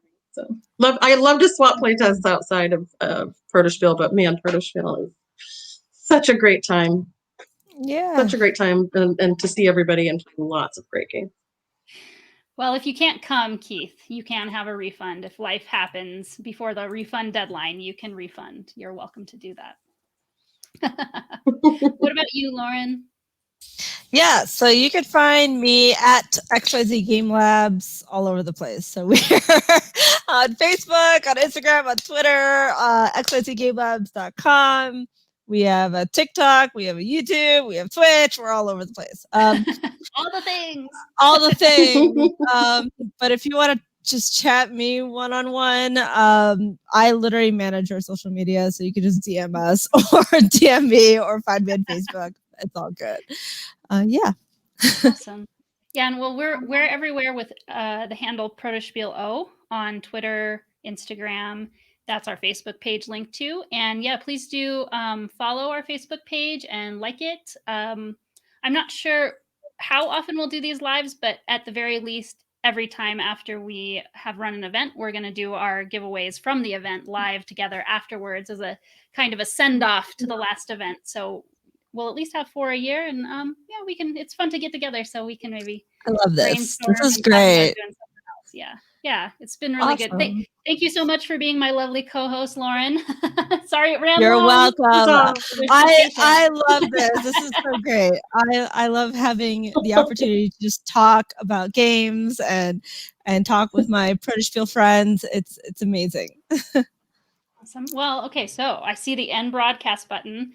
Thank you, everybody, for bearing with me. My very first StreamYard live stream on Facebook. We made it. You did excellent, Heather. Thank you so much. Awesome. Well, I should give Bez a quick shout out because Bez hosted me a lot on streams, and so I was a little bit familiar with what it should look like when it's all working right. Yeah, because of her good example.